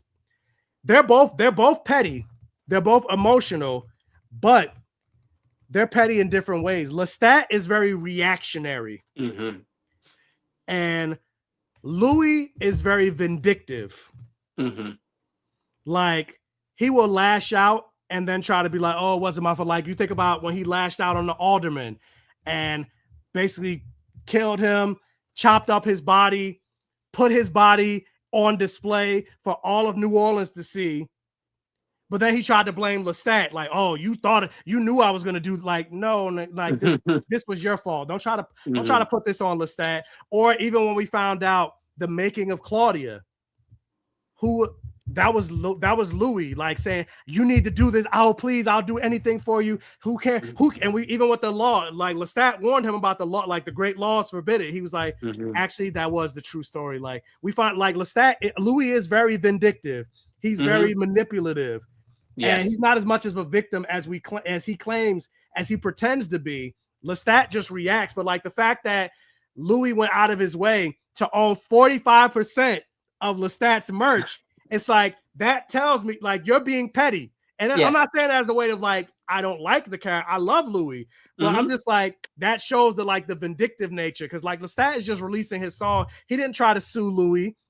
He's just releasing his songs and just be like, I just want to tell my side of the story or whatever. But, like, Lestat is like, oh, Louis is just like, okay, well, shit, I'm going to own your merchant. Like, 45% is crazy. That's crazy. That's a crazy number. Like, were y'all married? Like, what did you contribute? And it's like, but yeah, that shows the levels that Louis will go to for his pettiness. And I don't necessarily approve of it, but also I'm impressed. Because he's playing the game. So yeah, like, and also, like, he knows, just like talking about Armand and, like, writing numbers on each other's backs and trying to guess the number. He's like, specific detail to bring out a thin air. And, like, even with the petty of, like, both Lemuel, because Louis first said, well, I own 40% of your merch, and Lemuel was like, actually, it's 45. And he was like, oh, 45%. My bad. I was like, y'all are some petty motherfucker. And I love it. I was living for that. I'm sorry. Yeah. That was, like, one of my favorite scenes of the whole episode, just because I knew everything Louis was doing was strategy. Even him, like, reaching over and, like, touching him real quick. And then and he knew Lestat would feel the type, because he's like, are you two fucking? It also goes to show the pettiness of Lestat, because, like, he wants to be able to fuck whoever he wants, but he doesn't want anybody having sex. And kudos to Sam Reed of, like, he knows this character, because somebody asked, because somebody was like, oh, can we see like a threesome between Louis, Lemuel, and Lestat? And Lestat was just like, I don't think Lestat can have a threesome with Louis, with anybody. He would be pissed off and he would kill that other person. And so you kind of see that in this scene, where it's like he kind of got a little jealous and upset that him and Lemuel are having relations. And Louis even kind of plays it down a little. He's like, we're not together. He's emotionally unavailable and he's a good lay, but we're not, like, together. We're not in love or anything like that. But then on the flip side, he goes, are you having sex with her? And he's like, yeah, of course. Like, so it's like, Lestat wants to be able to have his cake and eat it too. He just don't want Louis having his cake. He wants to eat Louis's cake and have nobody else do it. Exactly. But that's the thing, even back in season 1, when Louis was like, okay, well then can I meet somebody? And Lestat's like, of course. Yeah, of course. Meanwhile, I heard your heart's dancing. The crash out. It's like, he cannot control himself with this man. Like, he's fine being with Antoinette and everybody else, but yeah, he does want Louis to himself and doesn't like Louis to be with anybody else. And Louis knows that, so he uses it against him. So all's fair in love and war. Facts. Like, it was crazy. But like, that whole scene was just so good. Like, so acting, good. And then, like, even with, like, talk about, like, pay, of course, like, he's not gonna admit this, because going back to episode 1, he says, like, I'm doing a rewrite, basically talk about the interview with the vampire book. He's doing the documentary and he's doing the songs, and the songs are a direct response to the book and also expanding and telling his story. But of course, he's not going to tell he's not going to tell Louis that. Shout out to my friend Fantastic Frankie. She's in the chat. Nixon 5. Hey Frankie. But yeah, so he's not gonna tell Louis that, of course, that the songs are, because Louis is like, I heard the songs, like this is clearly a cry for help. And Lestat being petty, he's like, why he came. Yeah, fact. And Lestat is like, these songs aren't about you. Like he's trying to play it off and be petty about it. But then what do we see in the very next scene when he invites them to the concert?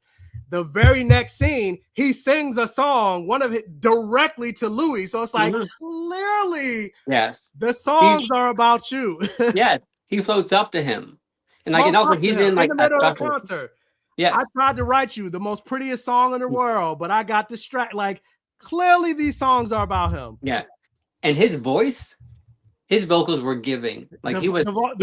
Yeah, I'm like, I want that song. Like, and shout out to the vampire of the fan gang, where she was just like, when she mentioned like the long face sucked, but I love Why Do I Have to Feel. This we finally get to hear Why Do I Have to Feel. You know, the vampire with the strong pelvic floor. But I was like, they need to release this song, because this song was good. I like this song. But yeah, like you can see that clearly the feelings are there for both of them. Oh yeah, that would have got me. I would have broken down.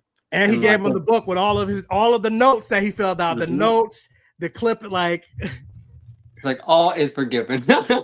It's definitely not forgiven, but he's like, I want you to read this. In that moment, read this with my notes. I would have buckled. Yeah, is what I'm saying. Read this with my notes in the margins and see how much you done fucked up and lied. Because even like he's like, did I threaten Claudia with rape on the train? No, absolutely did not. Like a lot of things that Louis, like, it was all a lie. It was all a lie. And like, why? Like, I get memory is a monster, but some things I'm like, he kind of is like, no, you flat out lied. And then like going to like Louis trying to pretend to be more of a victim, he's like, oh yeah, I didn't really like the way I read or like how I was portrayed in the book. When he ends up talking to Daniel Malloy, it's like the first time they really spoken since then, because like he's like, yeah, he hasn't been answering my messages, my telepathy, and nothing like this. So this is probably the first time they spoke in a while. He's like, yeah, I didn't like the way I was portrayed in the book. And that's probably him just basically being Louis. One thing Louis does not like is being confronted with himself. Yeah, because that's the thing. He said like it wasn't just that he was lying to himself, but that he was a liar. Yeah, and he hated that, because like that is like a different level of like being aware of what you're doing and manipulating something to make yourself look good, and that makes him look bad. Yes. And like I said, again, we don't know how much, like what made it into the book, but we know based off of a lot of stuff that we saw that like, because like even like threatened Claudia with rape on the and Lestat is like, no, that flat out just did not happen. But he told Malloy it did. So like, yeah, like, and obviously that's him telling his story under the impression that Lestat was behind the death of Claudia, and not the man that he's shacked up with for 70 years. Repeat the name. Repeat the name of the Golden Gate Bridge. Yeah, well then also, once again, was not to forgive Louis, but like operating under false pretenses. And with the whole Armand of it all, and the situation of him believing that like, you know, Lestat was the one who set up the whole Claudia death, I feel like that really shaded his reactions and what like the choices that he made going forward, versus now when he has the truth and even admitted to not being fully truthful when it came to like season 2 and the truth came out. He's like, yeah, maybe that version was right and not the one that I told. Wait, question for the host. Is the Talamasca show worth watching? Because now they're tying it. No, it's not. and the show was so bad. That's why I got canceled after the first season. I'm surprised Mayfair Witches made it as long as it has, because that show is just as boring. Like, no, yeah, the Talamasca. I reviewed the first 4. I reviewed the first 5 episodes of Talamasca. So you can go back and look at my you know, if you want a more in-depth review versus what I'm about to say here. But no, Talamasca was boring. It was not that, like, I'll put it to you this way. The show was so boring that they couldn't even give their main character an actual name. The main character of the Talamasca, his name was Guy. The most blandest of blandest white man name. Like that right there tells you like the level of the show. Like the show, like the Talamasca, because I was excited about the Talamasca because like it's an exploration of the world, things like that. But like where the show went wrong is they tried to tell like one cohesive story, like this vampire story, but it's like we've seen that, or like it should have been like a monster of the week type of story. We get to see like ghosts in one episode, witches in one episode, vampires in one episode, werewolves or whatever in one episode. But like, yeah, the main actor Guy who you're following throughout the story, like he was just very dry, very unassuming. Like I didn't give a fuck about his character, and the story was just not compelling at all. I feel like it had potential to really like explore the world of the Immortal universe, and it didn't take the opportunity to do it. I don't feel like I really knew that much about the Talamasca than before I saw it. They did a pretty okay like personal story of him trying to find his mother. Like I get that. At the same time, there needed to be that like investigation, the like monster of the week, witch and vampires, and like having it feel more organizational based versus this just felt like a guy who had really interesting powers, but that wasn't explored fully. It just felt like there were roads to go down that they didn't go down, and it just felt generic and didn't add anything. Also, there weren't enough episodes, like 6 episodes. I thought I was going to get like a full season, even though Interview with the Vampire season 1 had like 7, but that gave you so much story and it was well crafted. And this one just did not fulfill the point of the show. Like Talamasca would have been better if they pulled like a kind of like when Supernatural first started. Every episode was them going after like myths and creatures and demons, you know, hunting, saving people, hunting things. Like that's what that first season of the Talamasca should have did. Like you said, take this opportunity to expand and build on the world. Yeah. And they didn't really do anything. They didn't really do that. By the end of the season, I didn't know more about the world than when it started. And also it's like Interview with the Vampire is saying so much about like, you know, the Black experience, the gay experience, and like that show, like in terms of themes, I'm not really sure what like the whole message of the Talamasca was. Not that it has to be the same as Interview with the Vampire, it is different. But when you have such like a prestige type of show that is going deep into these themes, I just feel like they should say like, okay, this is what we're about. And I didn't get that with that show. And then if you're gonna have it be a straight white man, he better be compelling as fuck and have me in like, but he wasn't. He was basically just like sour milk is what the character was. And no shade again. I mean, I guess I am throwing shade at the actor, like, but I don't want to throw complete shade at that because it's not his fault.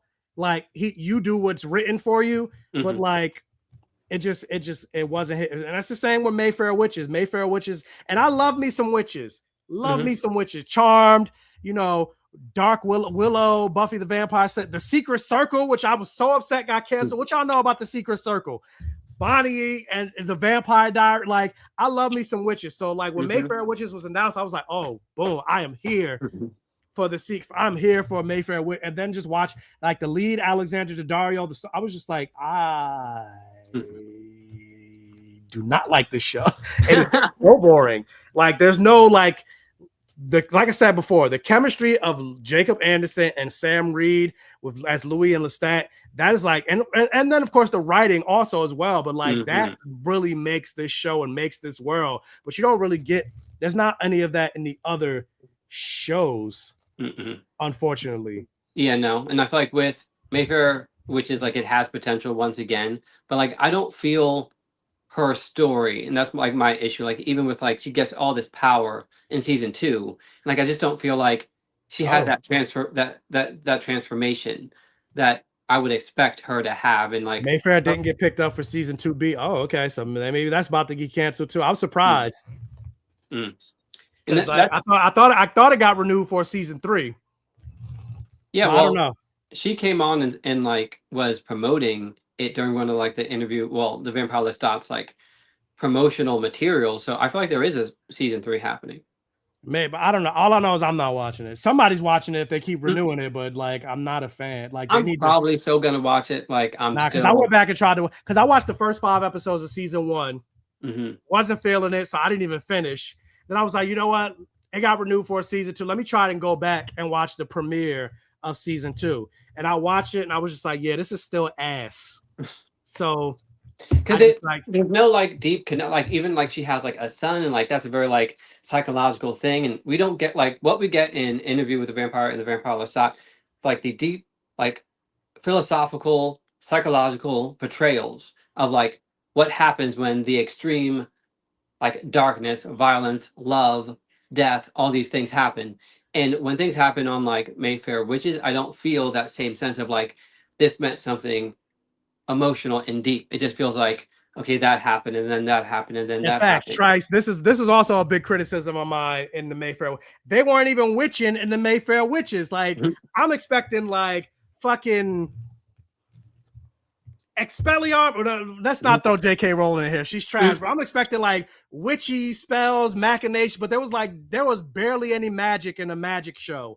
So I'm just like, what do we do? Why are we even here? Yeah, Why are it's we even here? lame.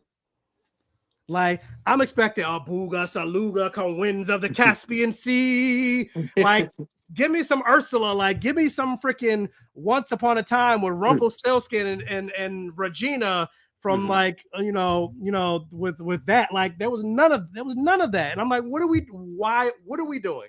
What are we doing?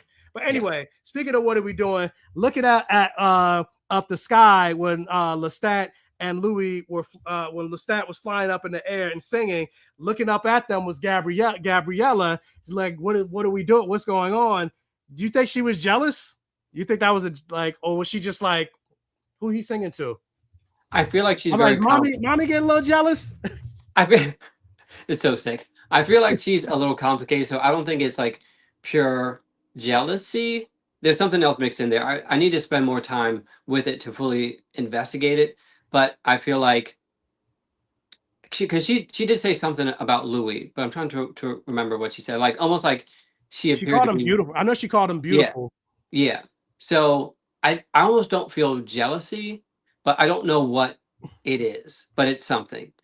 But she's such a complex character. But because it's all about like how things are affecting Lestat and her like manipulation of that. So yeah, I don't have a full theory right now because she's like an onion and you have to peel off her layers.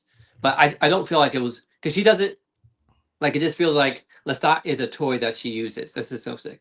But that's what he feels like to her. It's not like there's this deep passionate like love. It feels like transactional. At least mainly for like her. He wants love, like really like he wanted motherly love, but he couldn't get it. So it like mutated into this nastiness.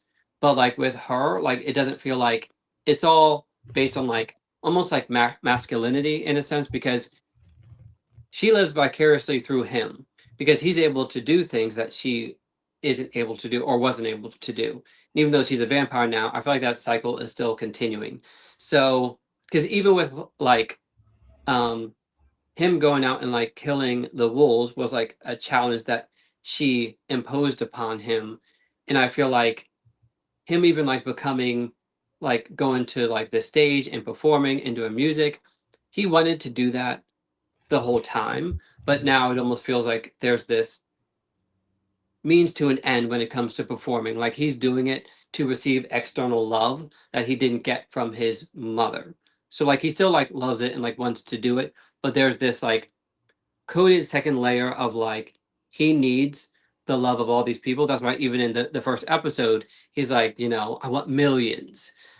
Even though we all know that that's not gonna And then be even then he fulfilling said for him. billions. Yes, exactly. It's like that's not going to be fulfilling for him. But it's like it's always this thing of like he has to do something to get the external love versus it being like self-fulfilling, then also doing it for the person that he actually loves. So it's kind of this very like tangled web that she is kind of spinning herself.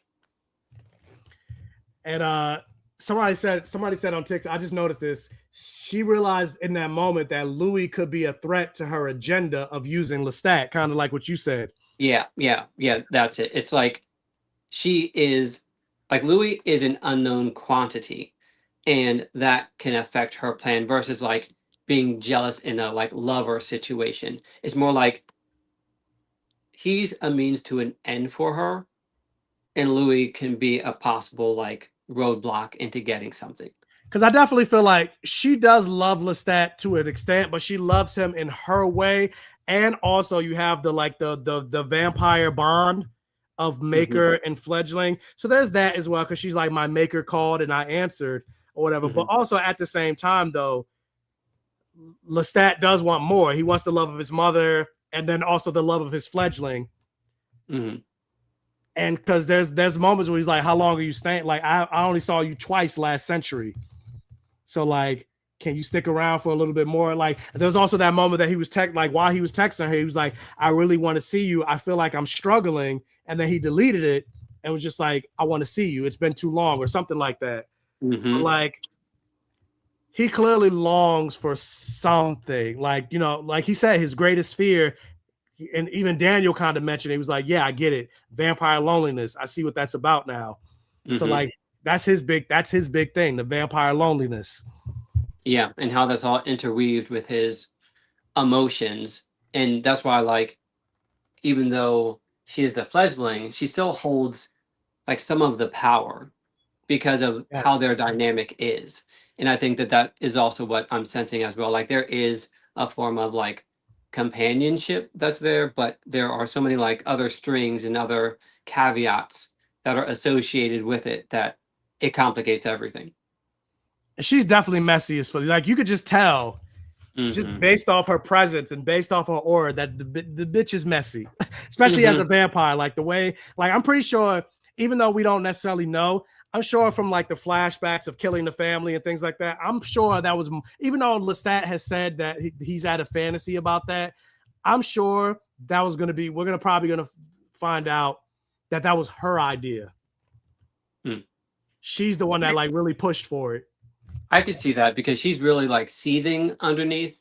And I feel like she would have wanted to this whole time because, as I said, it's like she lives vicariously through Lestat. Like, he's a man who can do physical things. He has more agency than she has. So there's this kind of like wishing and wanting to be him. And that's why when he comes back as the wolf killer, there was this like attraction. It's so gross. There's this attraction that's there because he did something that she would have wanted to do if she had the actual strength. So now that she does, it actually does make sense for her, like one of her actions to be, let's kill the family, because she wanted to do it the whole time and now she can't. I can't see her actually loving Lestat. It feels more like possession. Lestat is attached to her in a particular way. He has attachment to Louis too as his maker, but there is emotional desire and bond. I don't think she loves him. I think that's her way of expressing her version of love. Like, in her mind, that's her like loving him in a way. But like, his entire family's trash. That includes her. Oh yeah, definitely. Yeah, because she's so withholding. I think that she gives what she can. She gives as much as she can and as much as she's willing to. But I feel like in her mind, that's still like, that's more than your brother's got. That's more than anybody else. Like she said, my maker called and I answered. So like, yeah, and that's why it feels almost transactional, you know, versus something that's like purely loving. Versus, they're definitely friends with they're family with benefits, because it's nasty. It's nasty. That's a wrap. Cut the cameras. But yeah, but speaking of that's a wrap. Wrapping it up, we see that, you know, first conversation between Daniel and Louis in a long time, and it was cool to see them together. You know, you could tell that Louis does have affection for Daniel, but he kind of said, like, I'm still pissed.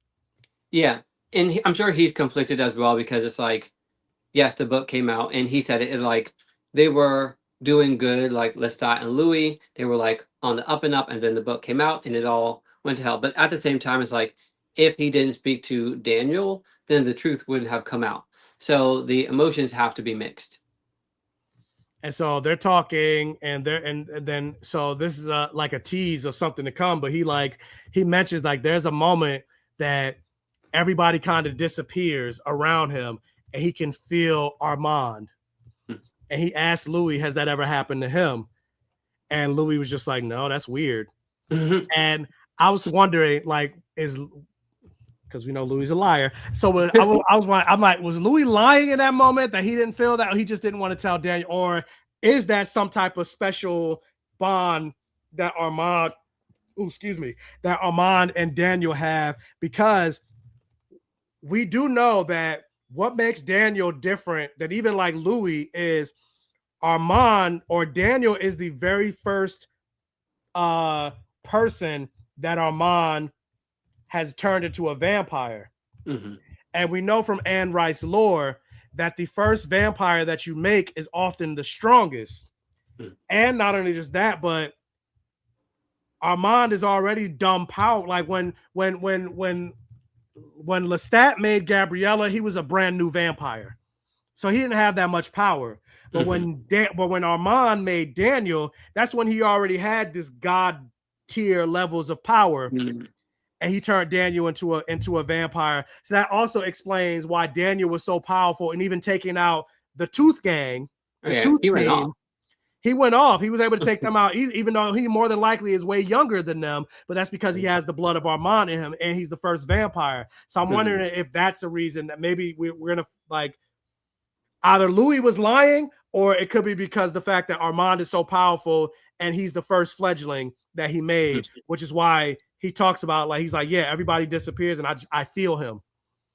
Yeah, I didn't think about it that way, but I think you might be onto something, because I felt like I assumed that there would have been some type of connection that they would feel, but with Louis saying no, that's weird. I'm like, is he lying? Is he telling the truth? But it does make sense because Armand is, as you said, very powerful, and if this is his first vampire, there could be an even stronger bond.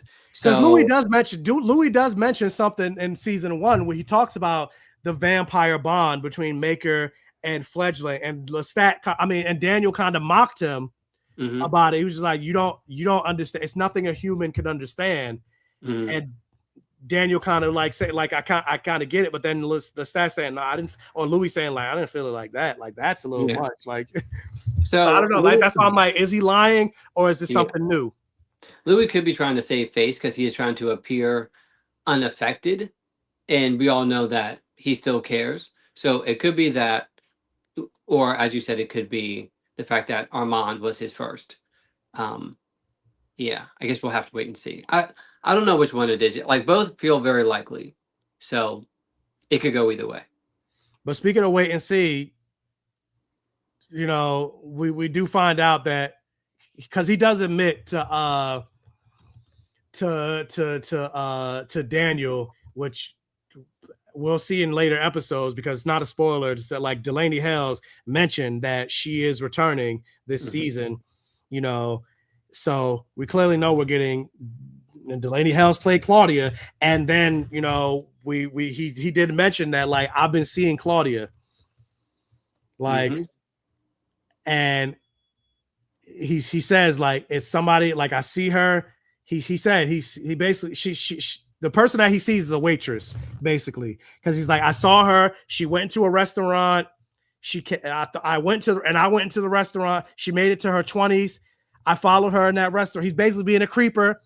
I followed her in that restaurant, and then when I went in the restaurant, she was gone. So I thought, okay, I'm hallucinating. But then she comes out in an apron or whatever, and I'm just like, and he basically left. So he's seeing Claudia, or somebody that looks like Claudia, or a person that he's putting Claudia's face on, or whatever, but an older version of her, to just allow, because Delaney Hales is actually in her 20s, so allowing the actor to actually play a older version or whatever. I don't know, but either way, it's like we're gonna see that unfold of him. And I'm like, so do you think it's like a ghost Claudia, or are they gonna pull like a Vampire Diaries? Well, the thing is, she did say that she was going to come back and haunt everybody and make sure that they were all dead. And so she said that with her whole chest and her whole heart, even though it wasn't beating. But so I kind of felt like, and this could just be like a stretch, but that perhaps her presence is so strong that she does have some ghostly effect. Because if there are vampires and witches, then there got to be ghosts. So like I don't know if it's exactly that or like a straightforward type of ghost, but I kind of like the idea of like even like the supernatural kind of like beyond death, them still having an effect, especially with her being like a vampire and like having supernatural powers anyway. Perhaps there is like some way for them to manipulate the living world from beyond. Because there was even this quote when I could be like stretching as well, but in season 2 with Dreamstot and Louis saying that like he wasn't there but he was there, and it kind of just feels like yes, it was in his imagination, but what if there's like more to this like vampire bond, this connection, and like what they're seeing, because and this is playing on perception anyway, so why not include the afterlife? Yeah, basically, and that also kind of goes to like, I just think Louis needs fucking therapy. That's really just what it boils down to. Like, even going back to like season 1 where Daniel was like, "Are you schizophrenic, Louis?" And I found it interesting that in the previews for this Louis season, they included that in the like previously on Interview with the Vampire, now the Vampire Lestat. Like, "Are you schizophrenic, Louis?" Louis, I just think he's crazy. I think that's just what it really boils down to. Mm-hmm. Yeah, I mean, valid. Like based on his actions and like what he does and the lies of it all, I think that that's valid. But once again, I feel like he was manipulated and was operating on things that weren't the truth. And that did now, I'm not saying that forgives him for everything, because he still has to take ownership for like what he's doing now and has to deal with what he's like has done and what he is doing. So hopefully we kind of see that arc as even him imagining Lestat all of season 2, like the whole time, like the interaction, or like the moment when Lestat was just like, and for the record, I didn't have his initials carved into the inside of my jacket. Like, these are the ramblings of a crazy person. Let him fantasize. I was just like, yeah, like Louis just definitely has a couple screws loose, and like we kind of see it, like it somewhat runs in the family with his brother. Maybe he's not as touched as Paul was, but that's true. Might be genetic. It might be. But with that said, wrap it up. We see that Daniel tricked Louis to. He did want to talk to Louis, but he also used it as a way to get the Talamasca, Raglan James, and Real Rashid, which his name is really Rashid. I was so done with that. Like, honestly, like that detail pissed me off. Real Rashid, your name really is right? Rashid. Because all of season 2, he was like making fun of Real Rashid, of not being Real Rashid, but he is Real Rashid. So here we are. But Talamasca trying to recruit Louis as basically one of their agents. And like, this is like why I'm like, Roland Jones just needs to write all the show. I'm like, how much better would the Talamasca have been if like this was the show, like recruiting people to do like certain tasks and do things like recruiting Louis to like basically take out, which we found out, Bruce. We're going to see Bruce return. The person that with forced themselves on Claudia. So that's their way. That's their way of getting Louis involved. Because Louis is like, I'm not doing this. Like, I'm not not interested. Only when he found out that it was Bruce, he's like, wait a minute. Hold up. Yeah, hold up. Right. Yeah, that's why like the Talamasca. Because I didn't think we were ever going to see that character again. Who? Bruce. Oh, Bruce. Oh yeah. Same. Like for some reason, I guess in my mind, I'm like, isn't he dead? But maybe that was wishful thinking. But yeah, the Talamasca should have been this. Like Raglan James would have been a great like character to follow. But then like having all these like agents going on missions and taking on like certain like supernatural beings, like that's the show, and that's what we didn't get. Agreed. Also, one thing I forgot to point out, the Easter egg of Louis operating under the name Thomas Pitt, Tom Cruise, Brad Pitt. Yeah, So that like was a good touch. that was a good little Easter egg. Yeah, I And like that. also another Easter egg. Again, I haven't read the books, but I do know there's a character that shows up in Queen of the Damned that becomes a major character in most of the books. David Talbot. Well, that's not the case in this show because he kind of references when he references how many people did you kill in Dubai, and he references that he killed like 36 people. He references that he killed an Agent Talbot or whatever. So for all the book people, you know, whatever that character's going, I don't know what that means for the show because I don't know what because that character is a big character on in the books. So like. There's hints that people are saying that, oh, they're going to have Daniel Malloy take on whatever role Talbot, because Daniel Malloy is not a big character in the book. So I guess, you know, yeah, killed Talbot off screen. Yeah, so they might be like merging Daniel Malloy with him and kind of like doing it that way to keep Malloy's storyline kind of prominent. Yeah, so we'll see. You know, we're gonna see Jacob Anderson Louis going on a hunt for Bruce. Yep. So we already just like like in we already know how unhinged Louis can be. So oh yeah, because remember when Bruce better watch his back. Molly, you in danger, girl. Because when he went after Santiago, he handled it. He was beheaded. So yes. I love Vampire Hunter Louis. So bring that on.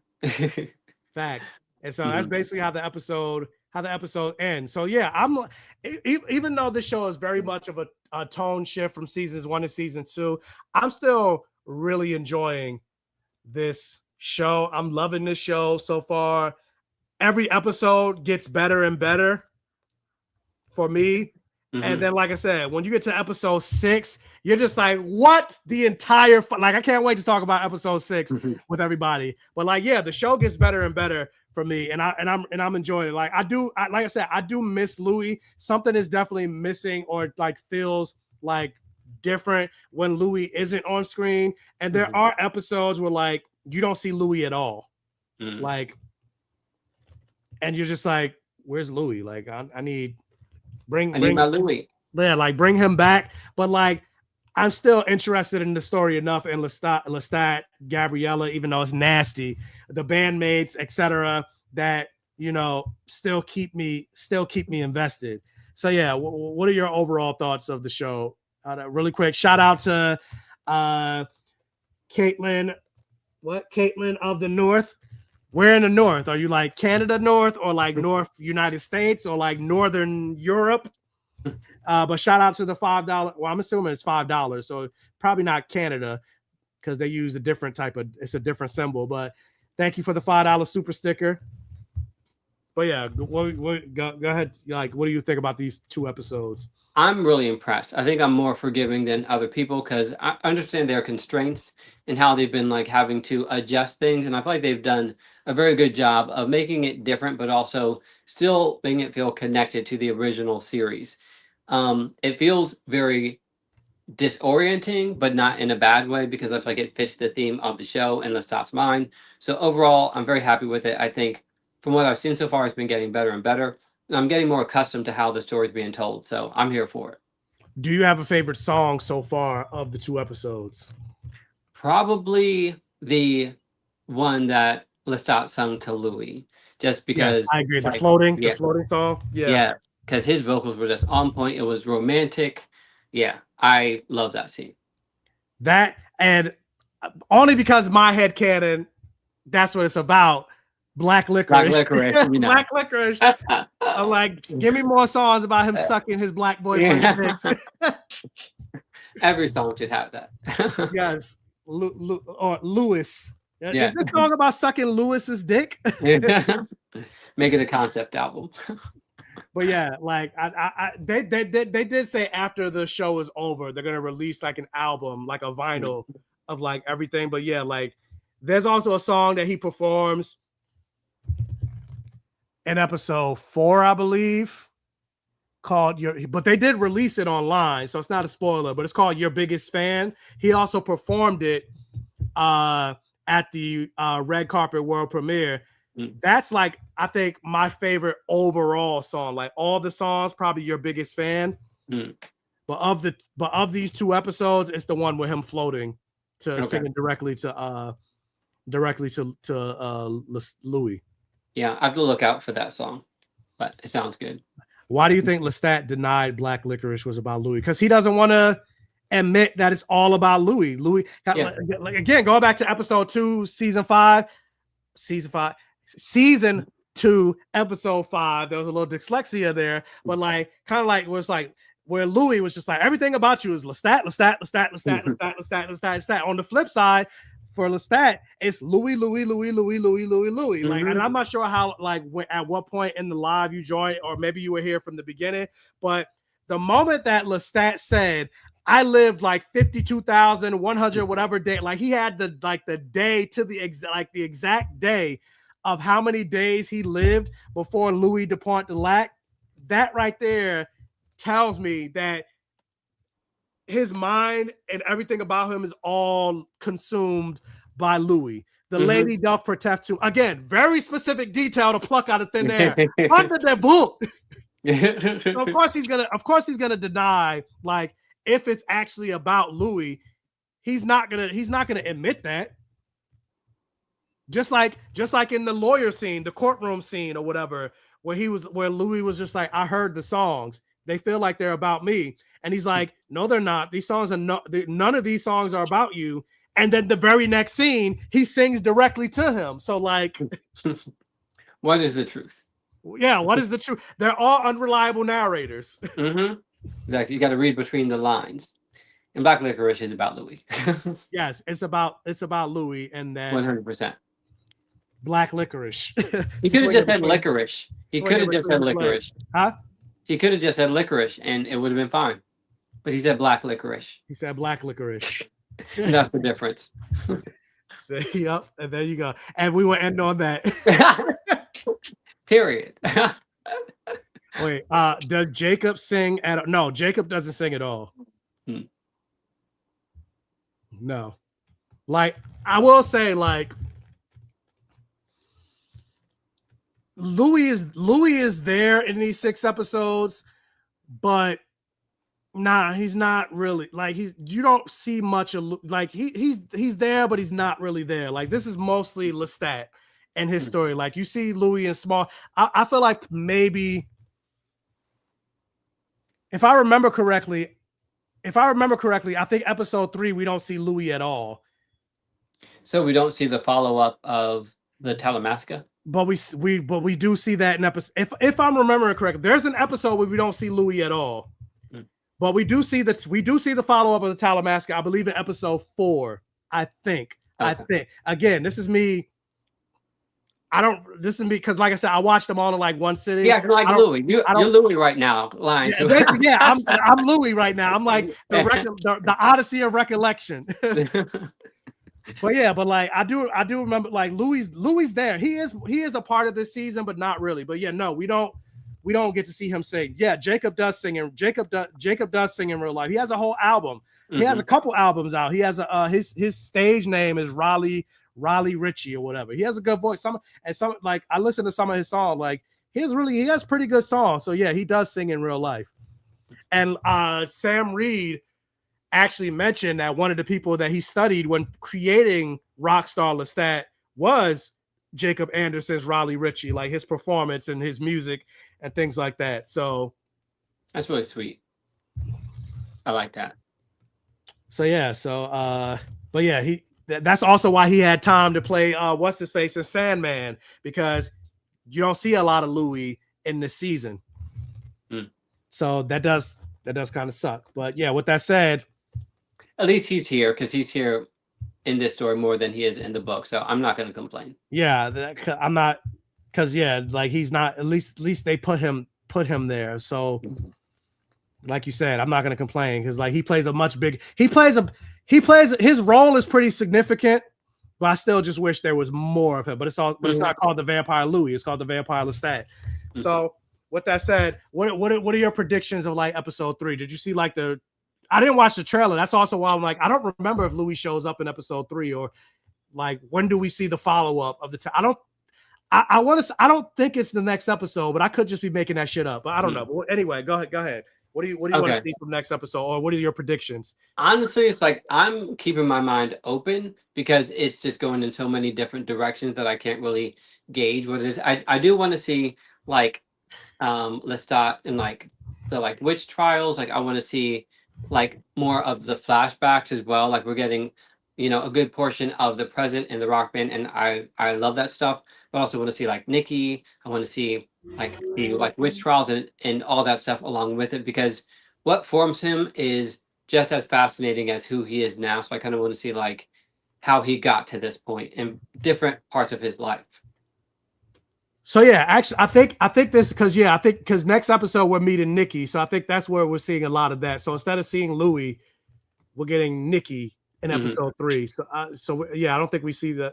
I don't know. Anyway, I'm just shut the fuck up. Just watch episode 3. We'll find out. I'll tell you. I'll say. Oh yeah, I was wrong. We did get Louis in this episode. Or yeah, Louis wasn't in this. But I do remember there is an episode where Louis isn't there at all.